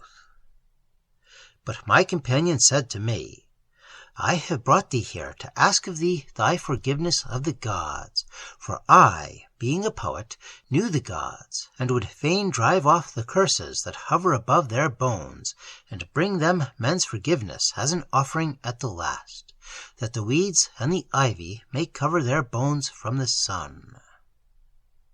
And I said, They made Remorse with his fur gray like a rainy evening in the autumn, with many rending claws, and Pain with his hot hands and lingering feet, and Fear like a rat with two cold teeth carved each out of the ice of either pole, and Anger with the swift flight of the dragonfly in summer having burning eyes. I will not forgive these gods. But the poet said, Canst thou be angry with these beautiful white bones? And I looked long at those curved and beautiful bones that were no longer able to hurt the smallest creature in all the worlds that they had made. And I thought long of the evil that they had done, and also of the good. But when I thought of their great hands coming red and wet from battles to make a primrose for a child to pick, then I forgave the gods. And a gentle rain came falling out of heaven, and stilled the restless sand, and a soft green moss grew suddenly, and covered the bones till they looked like strange green hills, and I heard a cry, and awoke and found that I had dreamed, and looking out of my house into the street, I found that a flash of lightning had killed a child. Then I knew that the gods still lived. Chapter 2. I lay asleep in the poppy fields of the gods, in the valley of Alderaan, where the gods come by night to meet together in council when the moon is low, and I dreamed that this was the secret. Fate and chance had played their game and ended, and all was over. All the hopes and tears, regrets, desires, and sorrows, things that men wept for and unremembered things, and kingdoms and little gardens and the sea, and the worlds and the moons and the suns, and what remained was nothing, having neither color nor sound. Then said Fate to Chance, "Let us play our old game again." And they played it again together, using the gods as pieces, as they had played it oft before, so that those things which have been shall all be again. And under the same bank in the same land, a sudden glare of sunlight on the same spring day shall bring the same daffodil to bloom once more, and the same child shall pick it, and not regretted shall be the billion years that fell between. And the same old faces shall be seen again, yet not bereaved of their familiar haunts. And you and I shall in a garden meet again upon an afternoon in summer, when the sun stands midway between his zenith and the sea, where we met oft before. For Fate and Chance play but one game together, with every move the same, and they play it oft, to while eternity away. The Journey of the King by Lord Dunsany. Chapter 1. One day the king turned to the women that danced, and said to them, "Dance no more." And those that bore the wine in jeweled cups he sent away. The palace of King Eberlon was emptied of sound, of song, and there rose the voices of heralds, crying in the streets to find the prophets of the land. Then went the dancers, the cupbearer, and the singers down into the hard streets among the houses, pattering leaves, silvern fountain, and summer lightning, the dancers whose feet the gods had not devised for stony ways, which had only danced for princes. And with them went the singer, soul of the south, and the sweet singer, dream of the sea, whose voices the gods had attuned to the ears of kings, and old Istan, the cupbearer, left his life's work in the palace to tread the common ways, he that had stood at the elbows of 3 kings of Zarkandhu, and had watched his ancient vintage, feeding their valor and mirth, as the waters of Tondris feed the green plains to the south. Ever he had stood grave among their jests, but his heart warmed itself solely by the fire of the mirth of kings. He too, with the singers and dancers, went out into the dark. And throughout the land the heralds sought out the prophets thereof. Then one evening, as King Eberlon sat alone within his palace, there were brought before him all who had repute for wisdom, and who wrote the histories of the times to be. Then the king spake, saying, "The king goeth upon a journey with many horses, yet riding upon none. When the pomp of travelling shall be heard in the streets, and the sound of the lute and the drum and the name of the king. And I would know what princes and what people shall greet me on the other shore in the land to which I travel."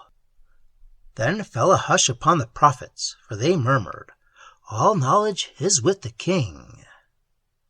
Then the king said, "Thou first, Saman, high prophet of the temple of gold in Azinorn, answer, or thou shalt write no more the history of the times to be, but shalt toil with thy hand to make record of the little happenings of the days that were, as do the common men."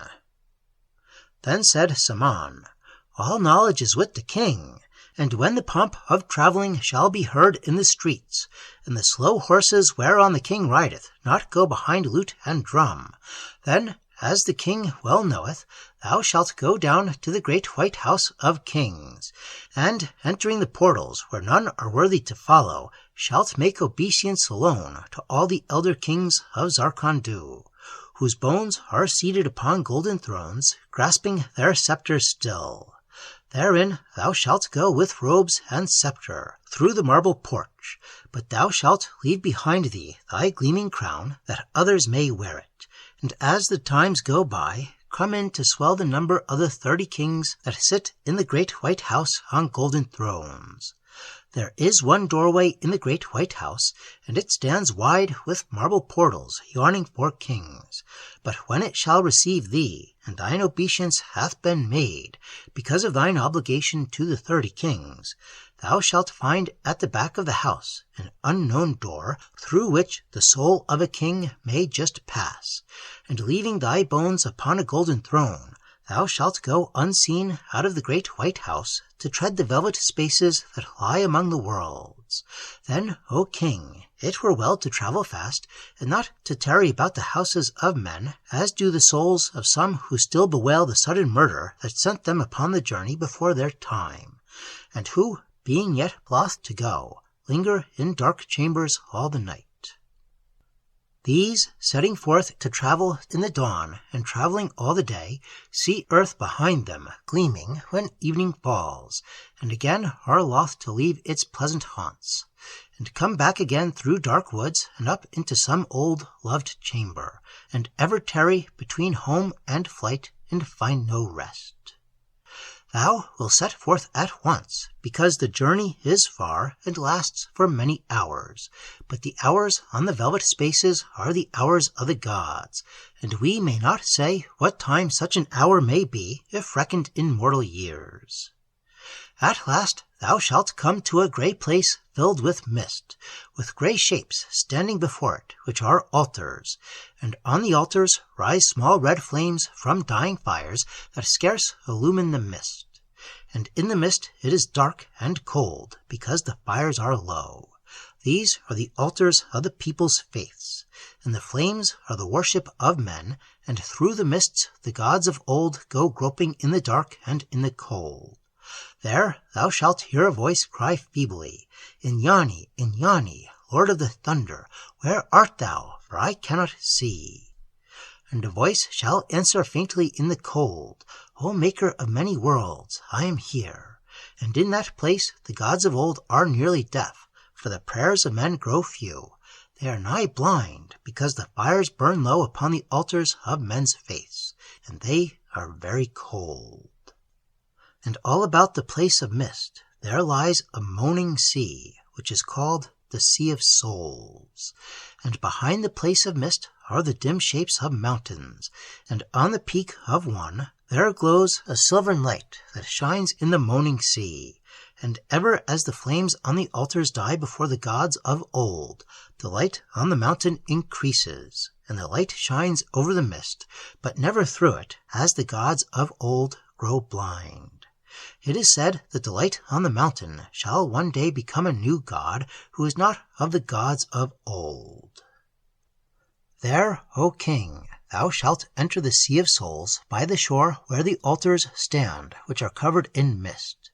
In that sea are the souls of all that ever lived on the worlds, and all that ever shall live, all freed from earth and flesh.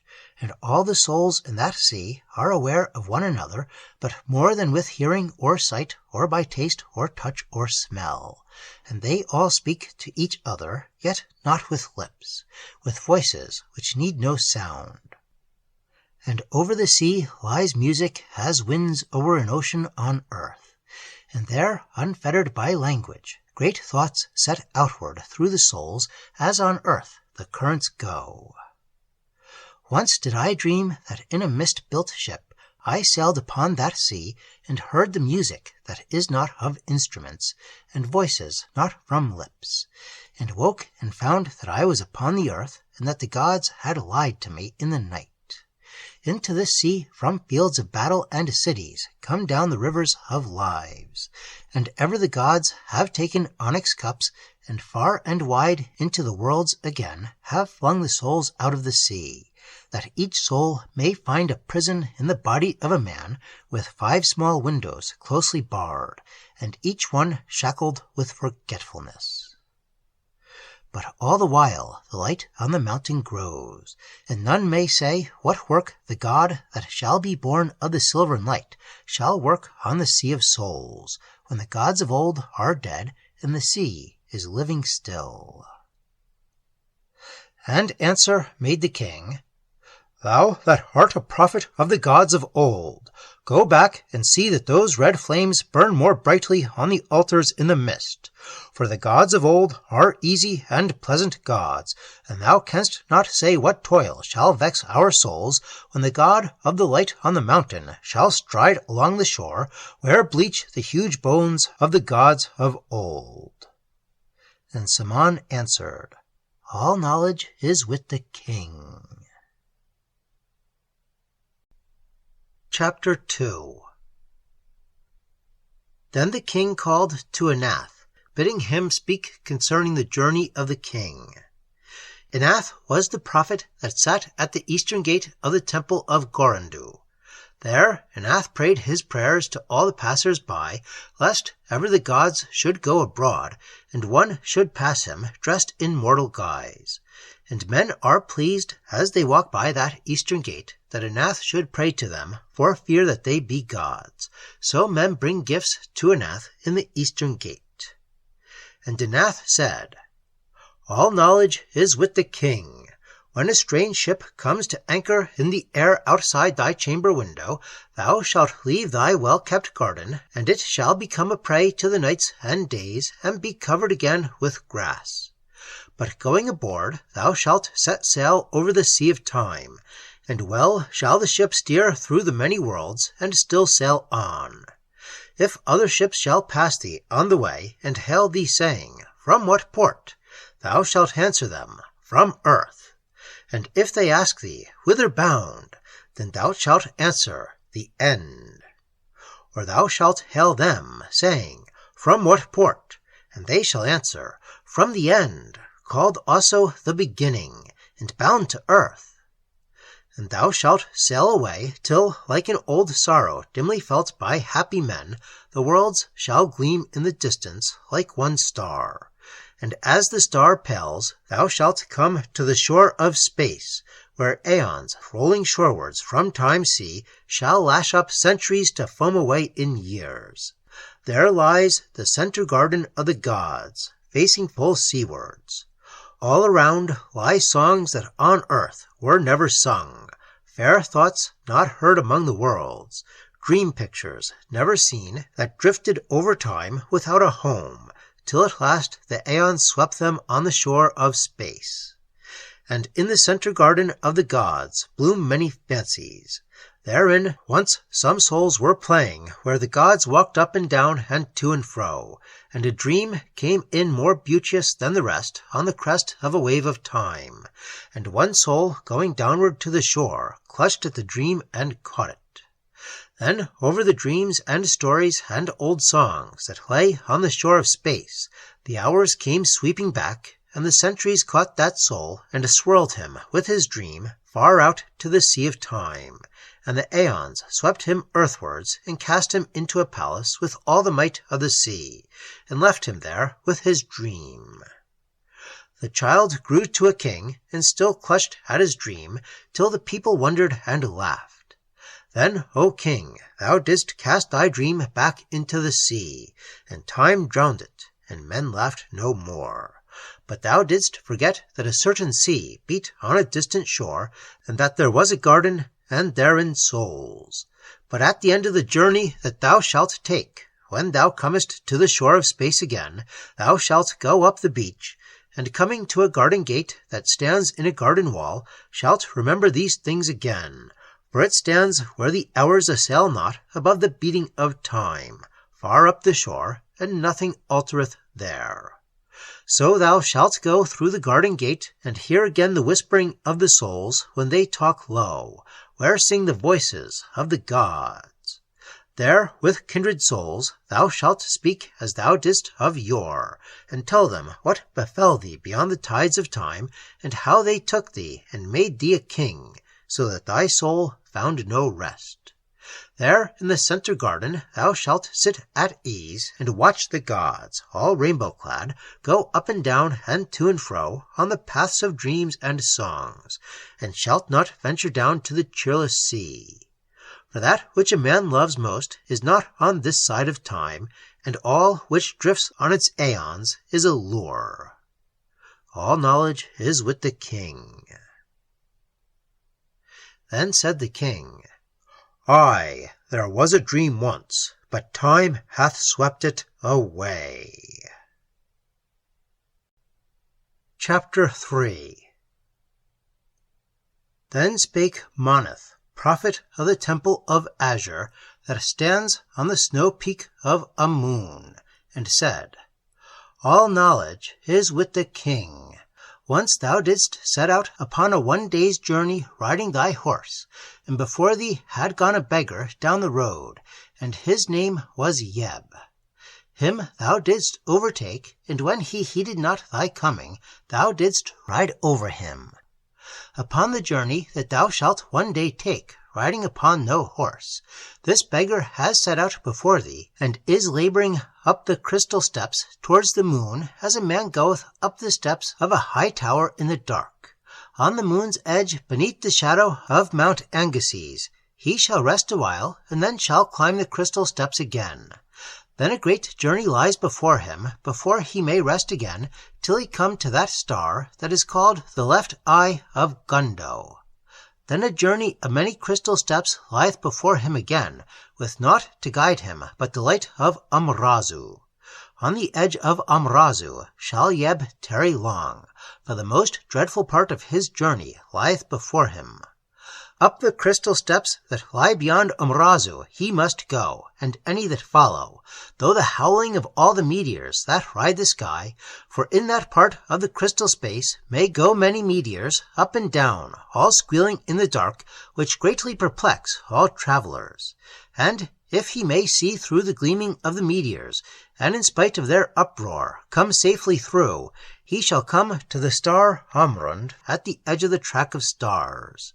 And from star to star along the track of stars, the soul of a man may travel with more ease, and there the journey lies no more straightforward, but curves to the right.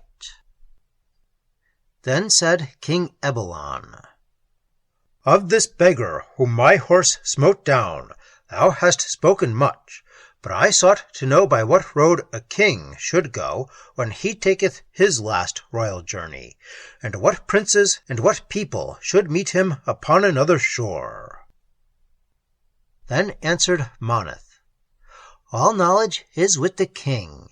It hath been doomed by the gods, who speak not in jest, that thou shalt follow the soul that thou didst send alone upon its journey, that soul go not unattended up the crystal steps. Moreover, as this beggar went upon his lonely journey, he dared to curse the king, and his curses lie like a red mist along the valleys and hollows wherever he uttered them. By these red mists, O king, thou shalt track him, as a man follows a river by night, until thou shalt fare at last to the land wherein he hath blessed thee, repenting of anger at last, and thou shalt see his blessing lie over the land like a blaze of golden sunshine, illumining fields and gardens. Then said the king, The gods have spoken hard above the snowy peak of this mountain Amun. And Monith said, How a man may come to the shore of space beyond the tides of time, I know not. But it is doomed that thou shalt certainly first follow the beggar past the moon, Amrund and Amrazu, till thou comest to the track of stars, and up the track of stars, coming towards the right along the edge of it, till thou comest to Ingazi. There the soul of the beggar Yeb sat long. Then, breathing deep, set off on his great journey earthward, adown the crystal steps, straight through the spaces where no stars are found to rest at, following the dull gleam of earth and her fields, till he come at last where journeys end and start. Then said King Ebalon, "If this hard tale be true, how shall I find the beggar that I must follow when I come again to the earth?" And the prophet answered him, "Thou shalt know him by his name, and find him in this place. For that beggar shall be called King Ebalon, and he shall be sitting upon the throne of the kings of Zarkon-Du." And the king answered, "If one sit upon this throne, whom men call King Ebalon, who then shall I be?" And the prophet answered, "Thou shalt be a beggar, and thy name shall be Yeb. And thou shalt ever tread the road before the palace, waiting for alms from the king, whom men shall call Ebalon." Then said the king, "Hard gods indeed are those that tramp the snows of Amun about the temple of Azure. For if I sinned against this beggar called Yeb, they too have sinned against him when they doomed him to travel on this weary journey, though he hath not offended." And Marnith said, "He too hath offended, for he was angry as thy horse struck him, and the gods smite anger. And his anger and his curses doom him to journey without rest, as also they doom thee." Then said the king, "Thou that sittest upon Amun in the temple of Azure, dreaming thy dreams and making prophecies, foresee the ending of this weary quest, and tell me where it shall be." And Marnith answered, "As a man looks across great lakes, I have gazed into the days to be, and as the great flies come upon 4 wings of gauze to skim over blue waters, so have my dreams come sailing 2 by 2 out of the days to be. And I dreamed that King Ebalon, whose soul was not thy soul, stood in his place in a time far hence, and beggars thronged the street outside, and among them was Yeb, a beggar, having thy soul. And it was on the morning of a festival, and the king came robed in white, with all his prophets, and his seers and magicians, all down the marble steps to bless the land, and all that stood therein, as far as the purple hills, because it was the morning of festival. And as the king raised up his hand over the beggars' heads to bless the fields and rivers, and all that stood therein, I dreamed that the quest was ended. All knowledge is with the king. Chapter 4. Evening darkened, and above the palace domes gleamed out the stars, whereon haply others missed the secret too. And outside the palace in the dark, they that had borne the wine in jeweled cups mocked in low voices at the king, and at the wisdom of his prophets. Then spake Enar, called the prophet of the crystal peak. For there rises Amanath above all that land, a mountain whose peak is crystal, and Enar beneath its summit hath his temple. And when day shines no longer on the world, Amanath takes the sunlight, and gleams afar as a beacon in a bleak land lit at night.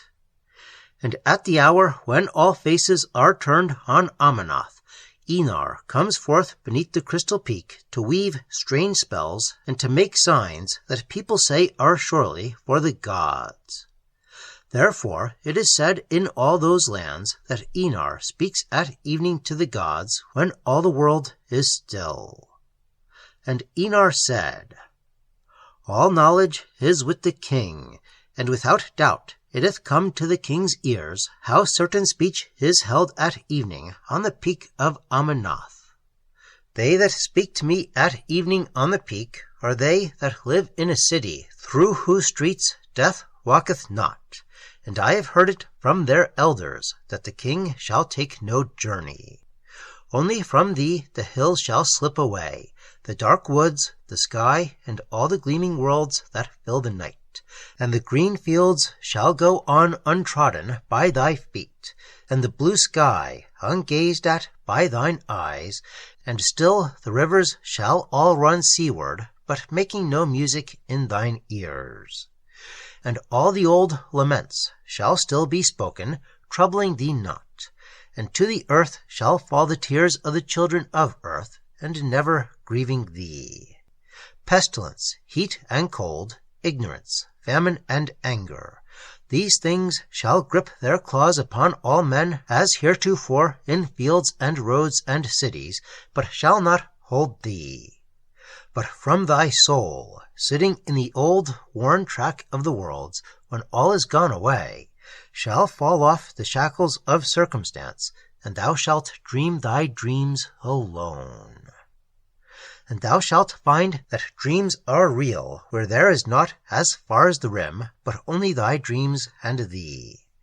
With them thou shalt build palaces and cities, resting upon nothing, and having no place in time, not to be assailed by the hours, or harmed by ivy or rust, not to be taken by conquerors, but destroyed by thy fancy, if thou dost wish it so, or by thy fancy rebuilded. And naught shall ever disturb these dreams of thine, which here are troubled and lost by all the happenings of earth, as the dreams of one who sleeps in a tumultuous city. For these thy dreams shall sweep outward like a strong river over a great waste plain, wherein are neither rocks nor hills to turn it. Only in that place there shall be no boundaries nor sea, neither hindrance nor end.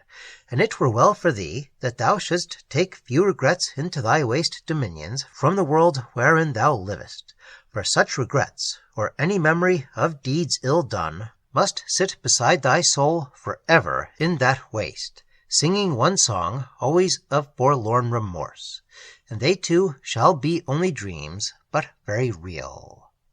There naught shall hinder thee among thy dreams, for even the gods may harass thee no more, when flesh and earth and events with which they bound thee shall have slipped away.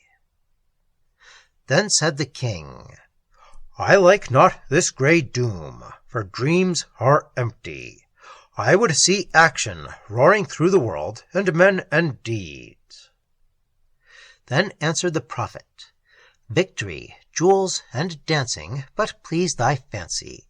What is the sparkle of the gem to thee without thy fancy which it allures? And thy fancy is all a dream. Action and deeds and men are not without dreams, and do but better them, and only dreams are real, and where thou stayest when the worlds shall drift away, there shall be only dreams. And the king answered, A mad prophet. And Enar said, A mad prophet, but believing that his soul possesseth all things, of which his soul may become aware, and that he is master of that soul. And thou, a high-minded king, believing only that thy soul possesseth such few countries as are leaguered by thine armies and the sea, and that thy soul is possessed by certain strange gods of whom thou knowest not, and who shall deal with it in a way whereof thou knowest not. Until a knowledge come to us that either is wrong, I have wider realms, I, king, than thee, and hold them beneath no overlords. Then said the king, Thou hast said no overlords. To whom then dost thou speak by strange signs at evening above the world? And Enar went forward and whispered to the king, and the king shouted, Seize ye this prophet, for he is a hypocrite, and speaks to no gods at evening above the world, but has deceived us with his signs. And Enar said, Come not near me, or I shall point towards you when I speak at evening upon the mountain with those that ye know of. Then Enar went away, and the guards touched him not. Chapter 5. Then spake the prophet Thun, who was clad in seaweed, and had no temple, but lived apart from men. All his life he had lived on a lonely beach, and had heard for ever the wailing of the sea and the crying of the wind in hollows among the cliffs. Some said that having lived so long by the full beating of the sea, and where always the wind cries loudest, he could not feel the joys of other men, but only felt the sorrow of the sea crying in his soul for ever. Long ago on the path of stars, midmost between the worlds, there strode the gods of old, in the bleak middle of the worlds.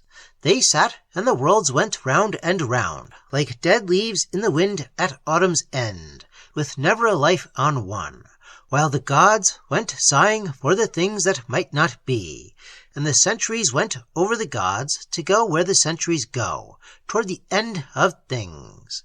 And with them went the sighs of all the gods as they longed for what might not be.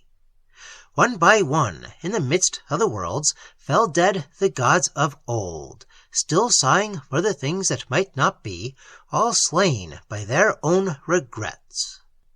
Only Shimono-Kani, the youngest of the gods, made him a harp out of the heartstrings of all the elder gods, and, sitting upon the path of stars, in the middle of things, played upon the harp a dirge for the gods of old. And the song told of all vain regrets and of unhappy loves of the gods in the olden time, and of their great deeds that were to adorn the future years. But into the dirge of Shimono-Kani came voices crying out of the heartstrings of the gods, all sighing still for things that might not be.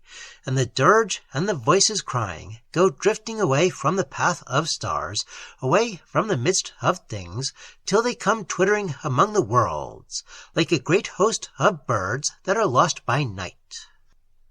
And every note is a life, and many notes become caught up among the worlds to be entangled with flesh for a little while before they pass again on their journey to the great anthem that roars at the end of time. Shimono-Kani hath given a voice to the wind, and added a sorrow to the sea. But when, in lighted chambers, after feasting, there arises the voice of the singer to please the king, then is the soul of that singer crying aloud to his fellows from where he stands chained to earth. And when, at the sound of the singing, the heart of the king grows sad, and his princes lament, then they remember, though knowing not that they remember it, the sad face of Shimono-Kani sitting by his dead brethren, the elder gods, playing on the harp of crying heartstrings, whereby he sent their souls among the worlds. And when the music of one lute is lonely on the hills at night, then one soul calleth to his brother souls, the notes of Shimono-Kani's dirge, which have not been caught among the worlds. And he knoweth not to whom he calls or why, but knoweth only that minstrelsy is his only cry, and sendeth it out into the dark. But although in the prison houses of earth all memories must die, yet as there sometimes clings to a prisoner's feet some dust of the fields wherein he was captured, so sometimes fragments of remembrance cling to a man's soul after it hath been taken to earth. Then a great minstrel arises, and, weaving together the shreds of his memories, maketh some melody such as the hand of Shimono-Kani smites out of his harp. And they that pass by say, hath there not been some such melody before? And pass on sad at heart for memories which are not. Therefore, O king, one day the great gates of thy palace shall lie open for a procession, wherein the king comes down to pass through a people lamenting with lute and drum. And on the same day a prison door shall be opened by relenting hands, and one more lost note of Shimono-Kani's dirge shall go back to swell his melody again. The dirge of Shimono-Kani shall roll on till one day it shall come with all its notes complete to overwhelm the silence that sits at the end of things. Then shall Shimono-Kani say to his brethren's bones, the things that might not be have at last become. But very quiet shall be the bones of the gods of old, and only their voices shall live, which cried from the harp of heartstrings for the things which might not be. Chapter 6. When the caravans, saying farewell to Zandara, set out across the waste northwards towards Ainandu, they follow the desert track for 7 days, before they come to water where Shuba Onath rises black out of the waste, with the well at its foot and herbage on its summit. On this rock a prophet hath his temple, and is called the prophet of journeys, and hath carven in a southern window, smiling along the camel track, all gods that are benignant to caravans. There a traveller may learn by prophecy whether he shall accomplish the 10 days' journey thence across the desert, and so come to the white city of Ainandu, or whether his bones shall lie with the bones of old along the desert track. No name hath the prophet of journeys, for none is needed in that desert, where no man calls, nor ever a man answers. Thus spake the prophet of journeys, standing before the king. The journey of the king shall be an old journey, pushed on apace. Many a year before the making of the moon, thou camest down with dream camels from the city without a name that stands beyond all the stars. And then began thy journey over the waste of naught. And thy dream camel bore thee well when those of certain of thy fellow travelers fell down in the waste, and were covered over by the silence, and were turned again to naught. And those travelers, when their dream camels fell, having nothing to carry them further over the waste, were lost beyond, and never found the earth. These are those men that might have been, but were not. And all about thee fluttered the myriad hours, travelling in great swarms across the waste of naught. How many centuries passed across the cities while thou wast making thy journey, none may reckon. For there is no time in the waste of naught, but only the hours fluttering earthwards from beyond to do the work of time. At last the dream-born travellers saw far off a green place gleaming, and made haste towards it, and so came to earth. And there, O king, ye rest for a little while, thou and those that came with thee, making an encampment upon earth before journeying on.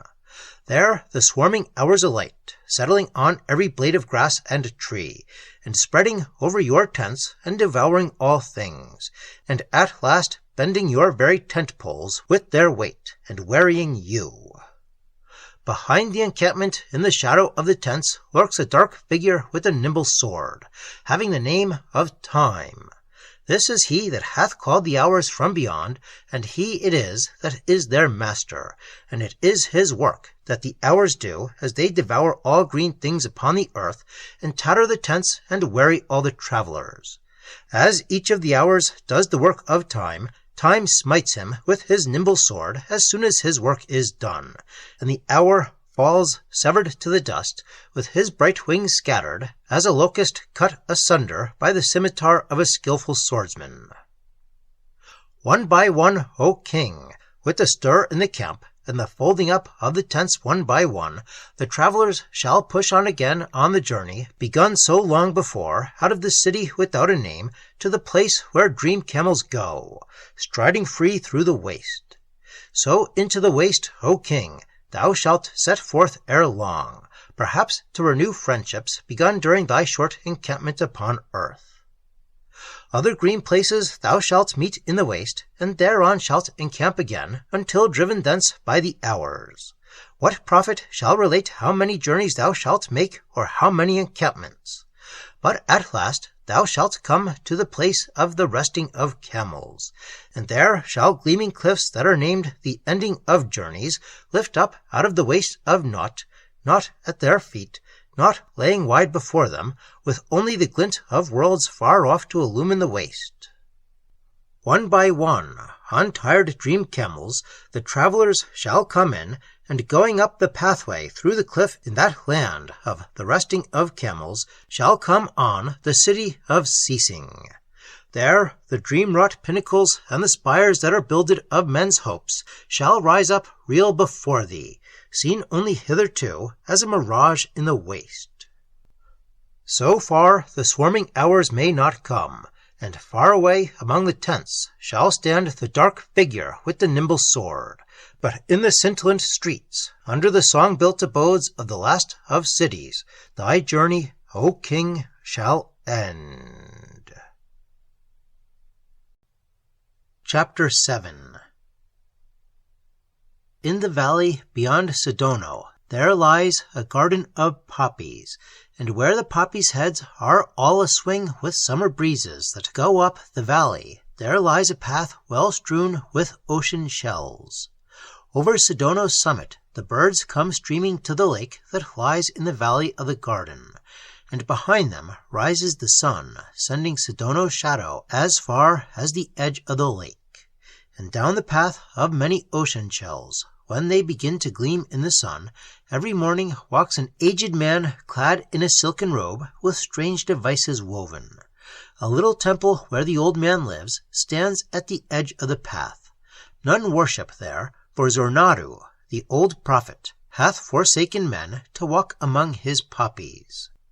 For Zarnadu had failed to understand the purport of kings and cities, and the moving up and down of many people to the tune of the clinking of gold. Therefore hath Zarnadu gone far away from the sound of cities, and from those that are ensnared thereby, and beyond Sodno's mountain hath come to rest where there are neither kings, nor armies, nor bartering for gold, but only the heads of the poppies that sway in the wind together, and the birds that fly from Sodno to the lake, and then the sunrise over Sodno's summit, and afterwards the flight of birds out of the lake and over Sodno again, and a sunset behind the valley, and high over the lake and garden the stars that know not cities. There Zarnadu lives in his garden of poppies, with Sodno standing between him and the whole world of men. And when the wind blowing athwart the valley sways the heads of the tall poppies against the temple wall, the old prophet says, "The flowers are all praying, and lo, they be nearer to the gods than men." But the heralds of the king, coming after many days of travel to Sodno, perceived the garden valley. By the lake they saw the poppy garden gleaming round and small, like a sunrise over water on a misty morning seen by some shepherd from the hills. And descending the bare mountain for 3 days, they came to the gaunt pines, and ever between the tall trunks came the glare of the poppies that shone from the garden valley. For a whole day they traveled through the pines. That night a cold wind came up the garden valley, crying against the poppies. Lo, in his temple, with the song of exceeding grief, Zarnadu in the morning made a dirge for the passing of poppies, because in the night time there had fallen petals that might not return, or ever again come into the garden valley. Outside the temple, on the path of ocean shells, the heralds halted, and read the names and honors of the king. And from the temple came the voice of Zarnadu, still singing his lament. But they took him from his garden, because of the king's command, and down his gleaming path of ocean shells, and away up Sodno, and left the temple empty, with none to lament when silken poppies died. And the will of the wind of the autumn was wrought upon the poppies, and the heads of the poppies that rose from the earth went down to the earth again, as the plume of a warrior smitten in a heathen fight far away, where there are none to lament him. Thus out of his land of flowers went Zarnadu, and came perforce into the lands of men, and saw cities, and in the cities' midst stood up before the king. And the king said, "Zarnadu, what of the journey of the king, and of the princes and the people that shall meet me?" Zarnadu answered, "I know not of kings, but in the night time the poppy made his journey a little before dawn. Thereafter the wild fowl came, as is their wont, over Sodno's summit, and the sun rising behind them gleamed upon Sodno, and all the flowers of the lake awoke. And the bee, passing up and down the garden, went droning to other poppies, and the flowers of the lake, they that had known the poppy, knew him no more. And the sun's rays, slanting from Sodno's crest, lit still a garden valley where one poppy waved his petals to the dawn no more. And I, O king, that down a path of gleaming ocean shells walk in the morning, found not, nor have since found, that poppy again, that hath gone on the journey whence there is not returning out of my garden valley. And I, O king, made a dirge to cry beyond that valley, and the poppies bowed their heads. gods. But there is no cry nor no lament that may adjure the life to return again to a flower that grew in a garden once and hereafter is not. Unto what place the lives of poppies have gone, no man shall truly say. Sure it is that to that place are only outward tracks. Only it may be that when a man dreams at evening in a garden, where heavily the scent of poppies hangs in the air, when the winds have sunk, and far away the sound of a lute is heard on lonely hills, as he dreams of silken scarlet poppies that once were a-swing together in the gardens of his youth, the lives of those old lost poppies shall return, living again in his dream. So there may dream the gods. And through the dreams of some divinity reclining in tinted fields above the morning, we may haply pass again, although our bodies have long swirled up and down the world with other dust. In these strange dreams our lives may be again, all in the center of our hopes, rejoicings, and laments, until above the morning the gods wake to go about their work, haply to remember still their idle dreams, haply to dream them all again in the stillness when shines the starlight of the gods. Chapter 8. Then said the king, I like not these strange journeys, nor this faint wandering through the dreams of gods, like the shadow of a weary camel that may not rest when the sun is low. The gods that have made me to love the earth's cool woods and dancing streams do ill to send me into the starry spaces that I love not, with my soul still peering earthward through the eternal years, as a beggar who once was noble staring from the street at lighted halls. For wherever the gods may send me, I shall be as the gods have made me, a creature loving the green fields of earth. Now if there stand one prophet here that hath the ear of those two splendid gods that stride above the glories of the orient sky, tell them that there is on earth one king in the land called Zarkon-Du to the south of the Opal Mountains, who would fain tarry among the many gardens of earth, and would leave to other men the splendors that the gods shall give the dead above the twilight that surrounds the stars. Then spake Yaman, prophet of the temple of Oben, that stands on the shores of a great lake facing east. Yaman said, I pray oft to the gods who sit above the twilight behind the east, when the clouds are heavy and red at sunset, or when there is boding of thunder or eclipse, then I pray not, lest my prayers be scattered and beaten earthward. But when the sun sets in a tranquil sky, pale green or azure, and the light of his farewells stays long upon lonely hills, then I send forth my prayers to flutter upward to gods that are surely smiling, and the gods hear my prayers. But, O king, boons sought out of due time from the gods are never wholly to be desired, and if they should grant to thee to tarry on the earth, old age would trouble thee with burdens more and more, till thou wouldst become the driven slave of the hours in fetters that none may break.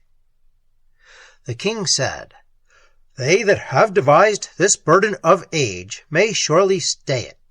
Pray, therefore, on the calmest evening of the year to the gods above the twilight, that I may tarry always on the earth and always young, while over my head the scourges of the gods pass and alight not.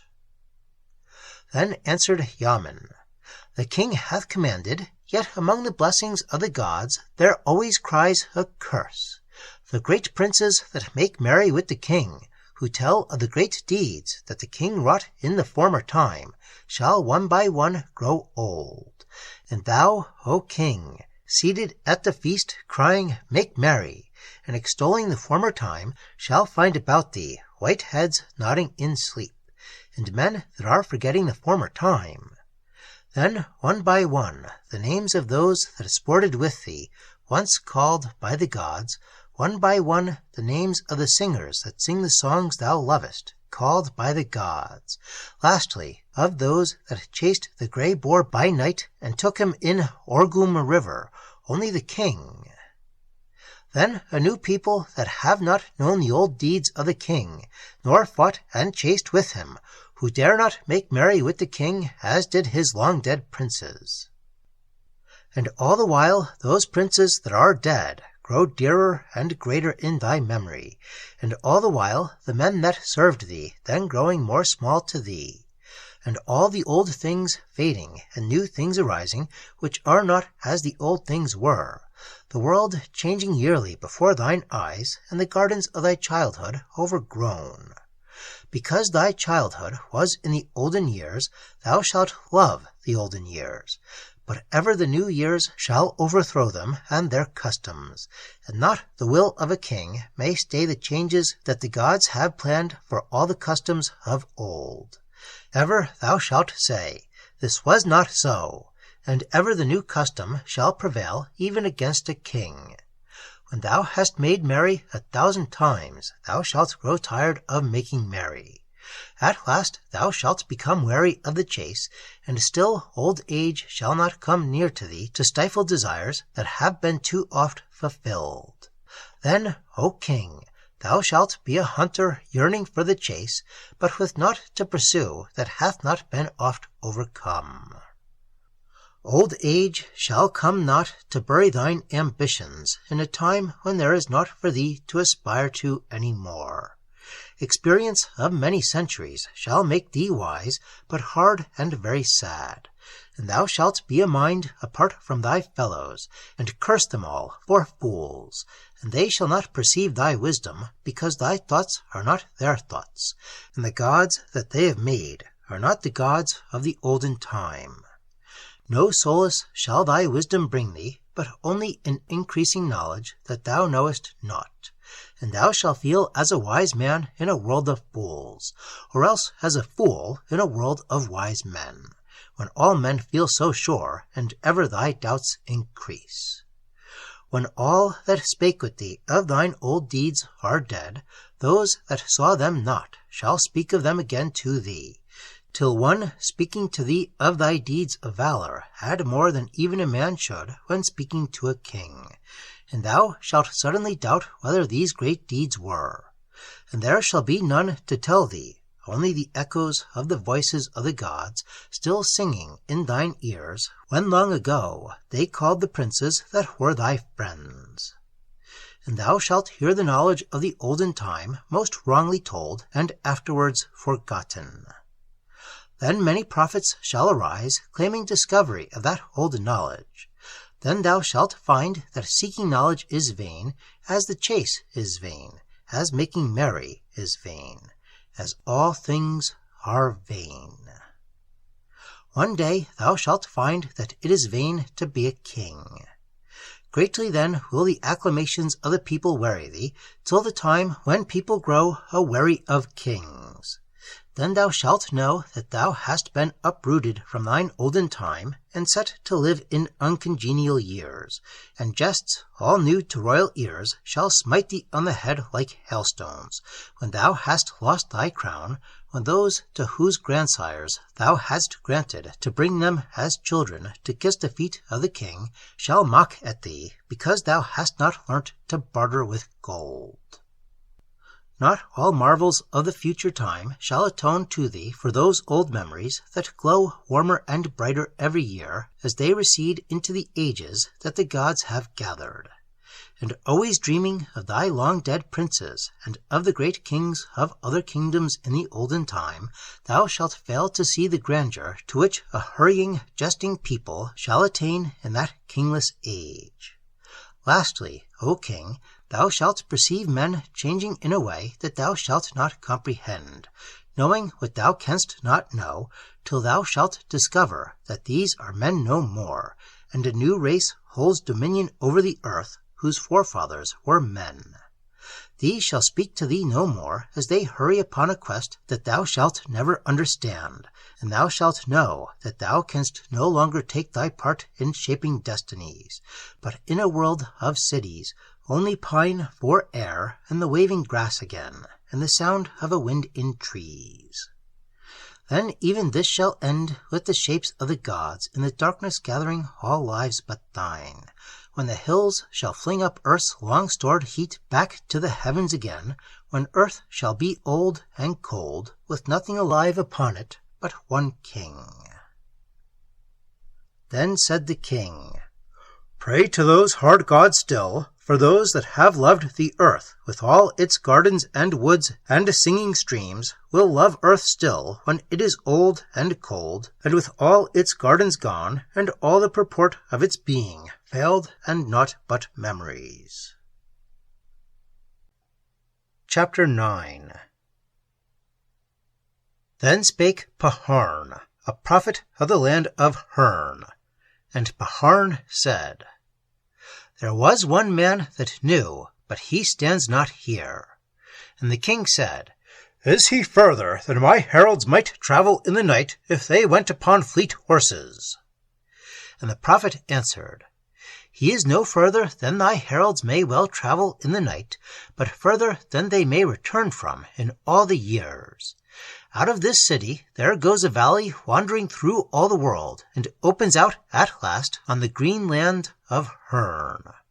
On the one side in the distance gleams the sea, and on the other side a forest, black and ancient, darkens the fields of Hurn.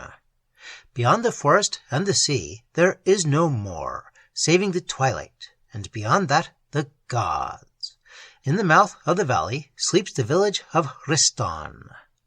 Here I was born, and heard the murmur of the flocks and herds, and saw the tall smoke standing between the sky and the still roofs of Hriston, and learned that men might not go into the dark forest, and that beyond the forest and the sea was naught saving the twilight, and beyond that the gods. Often there came travellers from the world all down the winding valley, and spake with strange speech in Hriston, and returned again up the valley, going back to the world. Sometimes, with bells and camels, and men running on foot, kings came down the valley from the world, but always the travellers returned by the valley again, and none went further than the land of Hurn.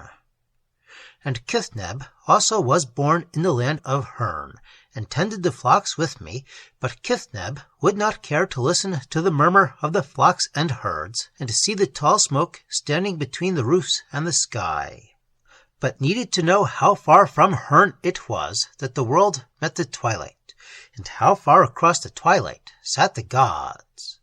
And often Kithneb dreamed as he tended the flocks and herds, and when others slept, he would wander near to the edge of the forest, wherein men might not go. And the elders of the land of Hurn reproved Kithneb when he dreamed. Yet Kithneb was still as other men, and mingled with his fellows, until the day of which I will tell thee, O king.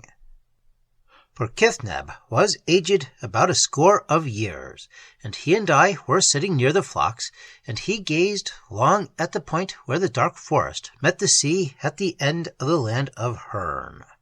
But when night drove the twilight down under the forest, we brought the flocks together to Hriston, and I went up the street between the houses to see 4 princes that had come down the valley from the world, and they were clad in blue and scarlet, and wore plumes upon their heads.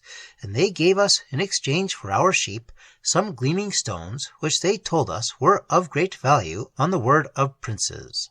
And I sold them 3 sheep, and Darniag sold them 8. But Kithneb came not with the others to the marketplace where the 4 princes stood, but went alone across the fields to the edge of the forest. And it was upon the next morning that the strange thing befell Kithneb, for I saw him in the morning coming from the fields, and I hailed him with the shepherd's cry wherewith we shepherds call to one another, and he answered not. Then I stopped and spake to him, and Kithneb said not a word, till I became angry and left him. Then we spake together concerning Kithneb, and others had hailed him, and he had not answered them. But to one he had said that he had heard the voices of the gods speaking beyond the forest, and so would never listen more to the voices of men. Then we said, Kithneb is mad, and none hindered him. Another took his place among the flocks, and Kithneb sat in the evenings by the edge of the forest on the plain alone. So Kithneb spake to none for many days, but when any forced him to speak, he said that every evening he heard the gods when they came to sit in the forest from over the twilight and sea, and that he would speak no more with men. But as the months went by, men in Ristown came to look on Kithneb as a prophet, and we were wont to point to him when strangers came down the valley from the world, saying, Here in the land of Hurn we have a prophet, such as you have not among your cities, for he speaks at evening with the gods. A year had passed over the silence of Kithneb when he came to me and spake. And I bowed before him, because we believed that he spake among the gods. And Kithneb said, I will speak to thee before the end, because I am most lonely. For how may I speak again with men and women in the little streets of Ristown among the houses, when I have heard the voices of the gods singing above the twilight? But I am more lonely than ever Ristown wants of. For this I tell thee, when I hear the gods, I know not what they say. Well indeed, I know the voice of each, forever calling me away from contentment. Well I know their voices, as they call to my soul and trouble it.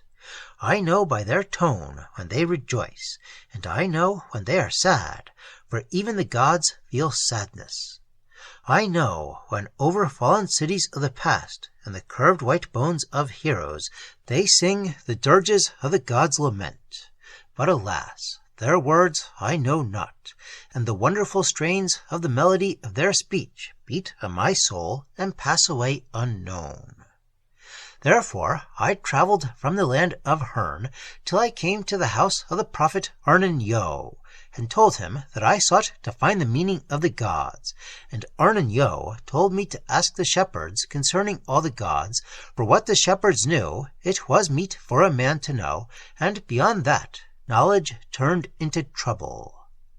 But I told Arnan-Yo that I had heard myself the voices of the gods, and knew that they were there beyond the twilight, and so could never more bow down to the gods that the shepherds made from the red clay which they scooped with their hands out of the hillside.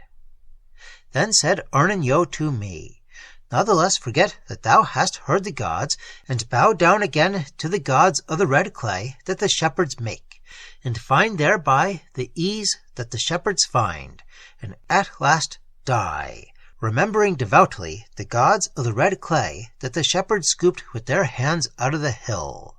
For the gift of the gods that sit beyond the twilight, and smile at the gods of clay, are neither ease nor contentment. And I said, The god that my mother made out of the red clay that she had got from the hill, fashioning it with many arms and eyes, as she sang me songs of its power, and told me stories of its mystic birth, this god is lost and broken, and ever in my ears is ringing the melody of the gods. And Arnan-Yo said, If thou wouldst still seek knowledge, know that only those that come behind the gods may clearly know their meaning. And this thou canst only do by taking ship and putting out to sea from the land of Hurn, and sailing up the coast towards the forest. There the sea cliffs turn to the left or southward, and full upon them beats the twilight from over the sea, and there thou mayest come round behind the forest.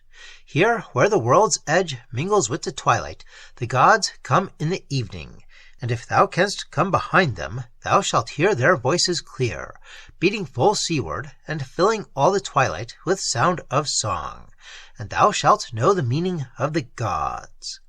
But where the cliffs turn southward, there sits behind the gods Brimdono, the oldest whirlpool in the sea, roaring to guard his masters. Him the gods have chained for ever to the floor of the twilight sea, to guard the door of the forest that lieth above the cliffs. Here, then, if thou canst hear the voices of the gods as thou hast said, thou wilt know their meaning clear, but this will profit thee little when Brimdono drags thee down and all thy ship. Thus spake Kithneb to me, but I said, O Kithneb, forget those whirlpool-guarded gods beyond the forest, and if thy small god be lost, thou shalt worship with me the small god that my mother made. Thousands of years ago he conquered cities, but is not any longer an angry god. Pray to him, Kithneb, and he shall bring thee comfort and increase to thy flocks, and a mild spring, and at last a quiet ending for thy days. But Kithneb heeded not, and only bade me find a fisher-ship and men to row it. So on the next day we put forth from the land of Hurn in a boat that the fisher-folk use, and with us came 4 of the fisher-folk who rowed the boat while I held the rudder, but Kithneb sat and spake not in the prow. And we rowed westward up the coast, till we came at evening where the cliffs turned southward, and the twilight gleamed upon them and the sea. There we turned southwards, and saw at once Brimdono. And as a man tears the purple cloak of a king slain in battle to divide it with other warriors, Brimdono tore the sea. And ever around and around him, with a gnarled hand, Brimdono whirled the sail of some adventurous ship, the trophy of some calamity wrought in his greed for shipwreck long ago, where he sat to guard his masters from all who fare on the sea. And ever one far-reaching empty hand swung up and down, so that we durst go no nearer. Only Kithneb neither saw Brimdono nor heard his roar, and when we would go no further, bade us lower a small boat with oars out of the ship. Into this boat Kithneb descended, not heeding words from us, and onward rode alone. A cry of triumph over ships and men Brimdono uttered before him, but Kithneb's eyes were turned toward the forest as he came behind the gods. Upon his face the twilight beat full from the haunts of evening to illumine the smiles that grew about his eyes as he came behind the gods, him that had found the gods above their twilit cliffs, him that had heard their voices close at last and knew their meaning clear, him from the cheerless world with its doubtings and prophets that lie, from all hidden meanings where truth rang clear at last, Brimdono took. But when Paharn ceased to speak, in the king's ears the roar of Brimdono, exulting over ancient triumphs and the whelming of ships, seemed still to ring. Chapter 10. Then Mohuntus spake, the hermit prophet who lived in the deep untraveled woods that secluded Lake Ilana. I dreamed that to the west of all the seas I saw by vision the mouth of Munra-O, guarded by golden gates, and through the bars of the gates that guard the mysterious river of Munra-O I saw the flashes of golden barks, wherein the gods went up and down and to and fro through the evening dusk. And I saw that Munra-O was a river of dreams, such as came through remembered gardens in the night, to charm our infancy as we slept beneath the sloping gables of the houses of long ago. And Munra-O rolled down her dreams from the unknown inner land, and slid them under the golden gates and out into the waste, unheeding sea, till they beat off far upon low-lying shores, and murmured songs of long ago to the islands of the south, or shouted tumultuous paeans to the northern crags, or cried forlornly against rocks where no one came, dreams that might not be dreamed. Many gods there be that through the dusk of an evening in the summer go up and down the river. There I saw, in a high bark all of gold, gods of the pomp of cities. There I saw gods of splendor, in boats bejeweled to the keels, gods of magnificence, and gods of power. I saw the dark ships and the glint of steel of the gods whose trade was war, and I heard the melody of the bells of silver arow in the rigging of harp strings, as the gods of melody went sailing through the dusk on the river of Munra-O. Wonderful river of Munra-O! I saw a grey ship with sails of the spider's web, all lit with dewdrop lanterns, and on its prow was a scarlet cock, with its wings spread far and wide, when the gods of the dawn sailed also on Munra-O. Down this river it is the wont of the gods to carry the souls of men eastward to where the world in the distance faces on Munra-O. Then I knew that when the gods of the pride of power and gods of the pomp of cities went down the river in their tall gold ships to take earthward other souls, swiftly down the river and between the ships had gone in this boat of birch bark the god Tarn, the hunter, bearing my soul to the world. And I know now that he came down the stream in the dusk, keeping well to the middle, and that he moved silently and swiftly among the ships, wielding a twin-bladed oar. I remember now the yellow gleaming of the great boats of the gods of the pomp of cities, and the huge prow above me of the gods of the pride of power, when Tarn, dipping his right blade into the river, lifted his left blade high, and the drops gleamed and fell. Thus Tarn the hunter took me to the world that faces across the sea of the west on the gate of Munra-O. And so it was that there grew upon me the glamour of the hunt, though I had forgotten Tarn, and took me into mossy places and into dark woods, and I became the cousin of the wolf, and looked into the lynx's eyes, and knew the bear. And the birds called to me with half-remembered notes, and there grew in me a deep love of great rivers and of all western seas, and a distrust of cities, and all the while I had forgotten Tarn. I know not what high galleon shall come for thee, O king, nor what rowers, clad with purple, shall row at the bidding of gods when thou goest back with pomp to the river of Munra-O.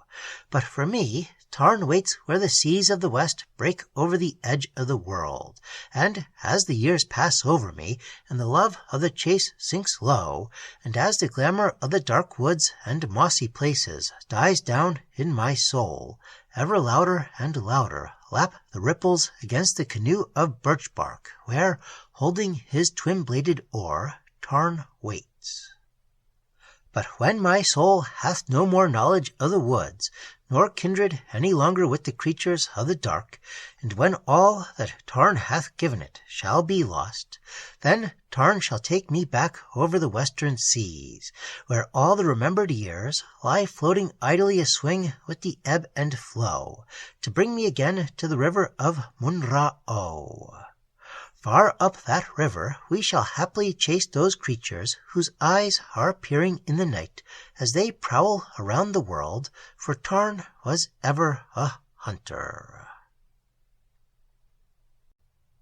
Chapter 11.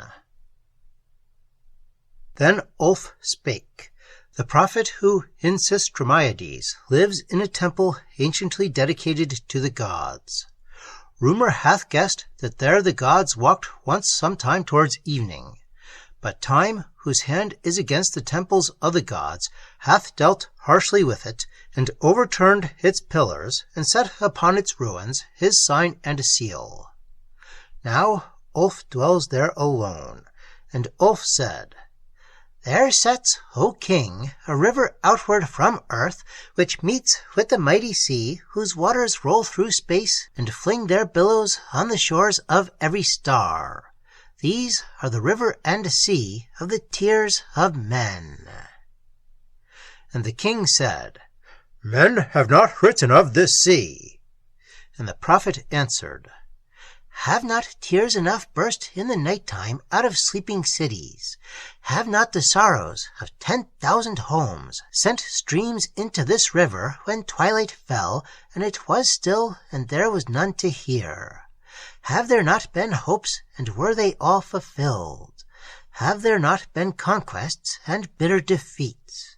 And have not flowers, when spring was over, died in the gardens of many children? Tears enough, O king, tears enough have gone down out of the earth to make such a sea, and deep it is and wide, and the gods know it, and it flings its spray on the shores of all the stars. Down this river and across this sea thou shalt fare in a ship of sighs, and all around thee, over the sea, shall fly the prayers of men which rise on white wings higher than their sorrows. Sometimes perched in the rigging, sometimes crying around thee, shall go the prayers that availed not to stay thee in Zarkandhu. Far over the waters, and on the wings of the prayers, beats the light of an inaccessible star. No hand hath touched it, none hath journeyed to it. It hath no substance, it is only a light, it is the star of hope. And it shines far over the sea, and brightens the world. It is naught but a light, but the gods gave it. Led only by the light of this star, the myriad prayers that thou shalt see all around thee fly to the hall of the gods. Sighs shall waft thy ship of sighs over the sea of tears. Thou shalt pass by islands of laughter and lands of song lying low in the sea, and all of them drenched with tears, flung over their rocks by the waves of the sea, all driven by the sighs. But at last thou shalt come with the prayers of men to the great hall of the gods, where the chairs of the gods are carved of onyx, grouped round the golden throne of the eldest of the gods. And there, O king, hope not to find the gods, but reclining upon the golden throne, wearing a cloak of his master's, thou shalt see the figure of Time, with blood upon his hands, and loosely dangling from his fingers a dripping sword, and spattered with blood but empty shall stand the onyx chairs. There he sits on his master's throne, dangling idly his sword, or with it flicking cruelly at the prayers of men that lie in a great heap bleeding at his feet. For a while, O king, the gods had sought to solve the riddles of Time. For a while they made him their slave, and Time smiled and obeyed his masters. For a while, O king, for a while. He that hath spared nothing hath not spared the gods, nor yet shall he spare thee. Then the king spake dolefully in the hall of kings, and said, May I not find at last the gods, and must it be that I may not look in their faces at the last, to see whether they be kindly? They that have sent me on my earthward journey I would greet on my returning, if not as a king coming again to his own city, yet as one who having been ordered had obeyed, and obeying had merited something of those for whom he toiled. I would look them in their faces, O prophet, and ask them concerning many things, and would know the wherefore of much. I had hoped, O prophet, that those gods that had smiled upon my childhood, whose voices stirred at evening in gardens when I was young, would hold dominion still when at last I came to seek them. O prophet, if this is not to be, make you a great dirge for my childhood's gods, and fashion silver bells, and, setting them mostly a-swing amidst such trees as grew in the garden of my childhood, sing you this dirge in the dusk, and sing it when the low moth flies up and down, and the bat first comes peering from her home. Sing it when white mists come rising from the river, when smoke is pale and grey, while flowers are yet closing, ere voices are yet hushed. Sing it while all things yet lament the day, or ever the great lights of heaven come blazing forth, and night with her splendors takes the place of day.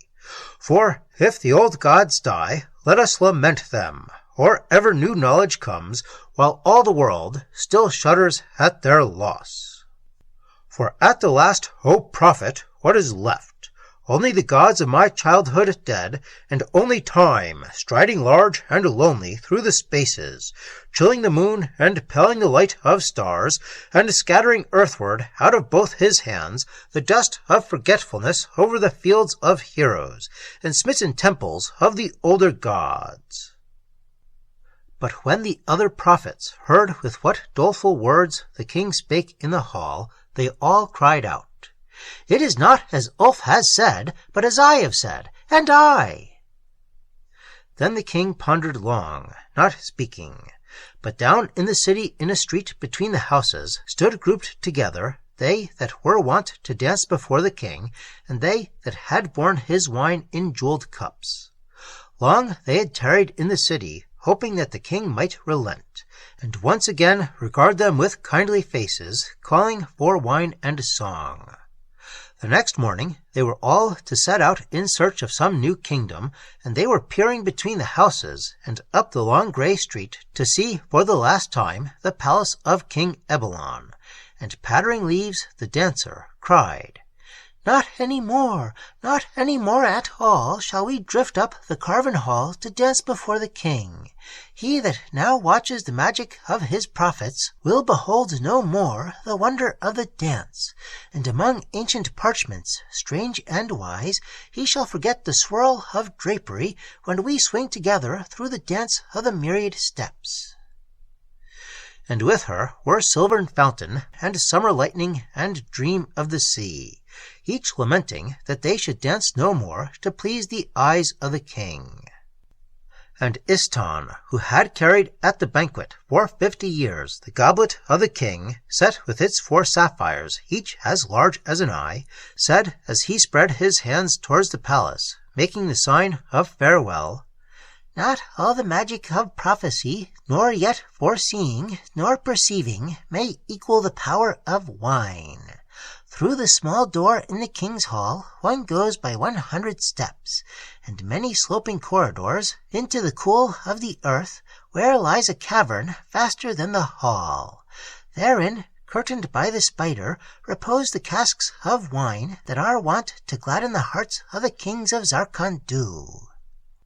In islands far to the eastward, the vine, from whose heart this wine was long since wrung, hath climbed aloft with many a clutching finger, and beheld the sea and ships of the olden time, and men since dead, and gone down into the earth again, and been covered over with weeds. And green with the damp of years, there lie 3 casks that a city gave not up until all her defenders were slain and her houses fired. And ever to the soul of that wine is added a more ardent fire as ever the years go by. Thither it was my pride to go before a banquet in the olden years, and coming up to bear in the sapphire goblet the fire of the elder kings, and to watch the king's eye flash, and his face grow nobler and more like his sire's as he drank the gleaming wine. And now the king seeks wisdom from his prophets, while all the glory of the past and all the clattering splendor of today grows old, far down, forgotten beneath his feet." And when he ceased, the cupbearers and the women that danced looked long in silence at the palace. Then, one by one, all made the farewell sign before they turned to go. And as they did this, a herald unseen in the dark was speeding towards them. After a long silence, the king spake. "Prophets of my kingdom," he said, "you have not prophesied alike, and the words of each prophet condemn his fellow's words, so that wisdom may not be discovered among prophets. But I command that none in my kingdom shall doubt that the earliest king of Zarkon-Du stored wine beneath this palace before the building of the city or ever the palace arose, and I shall cause commands to be uttered for the making of a banquet at once within this hall, so that ye shall perceive that the power of my wine is greater than all your spells, and dancing more wondrous than prophecy."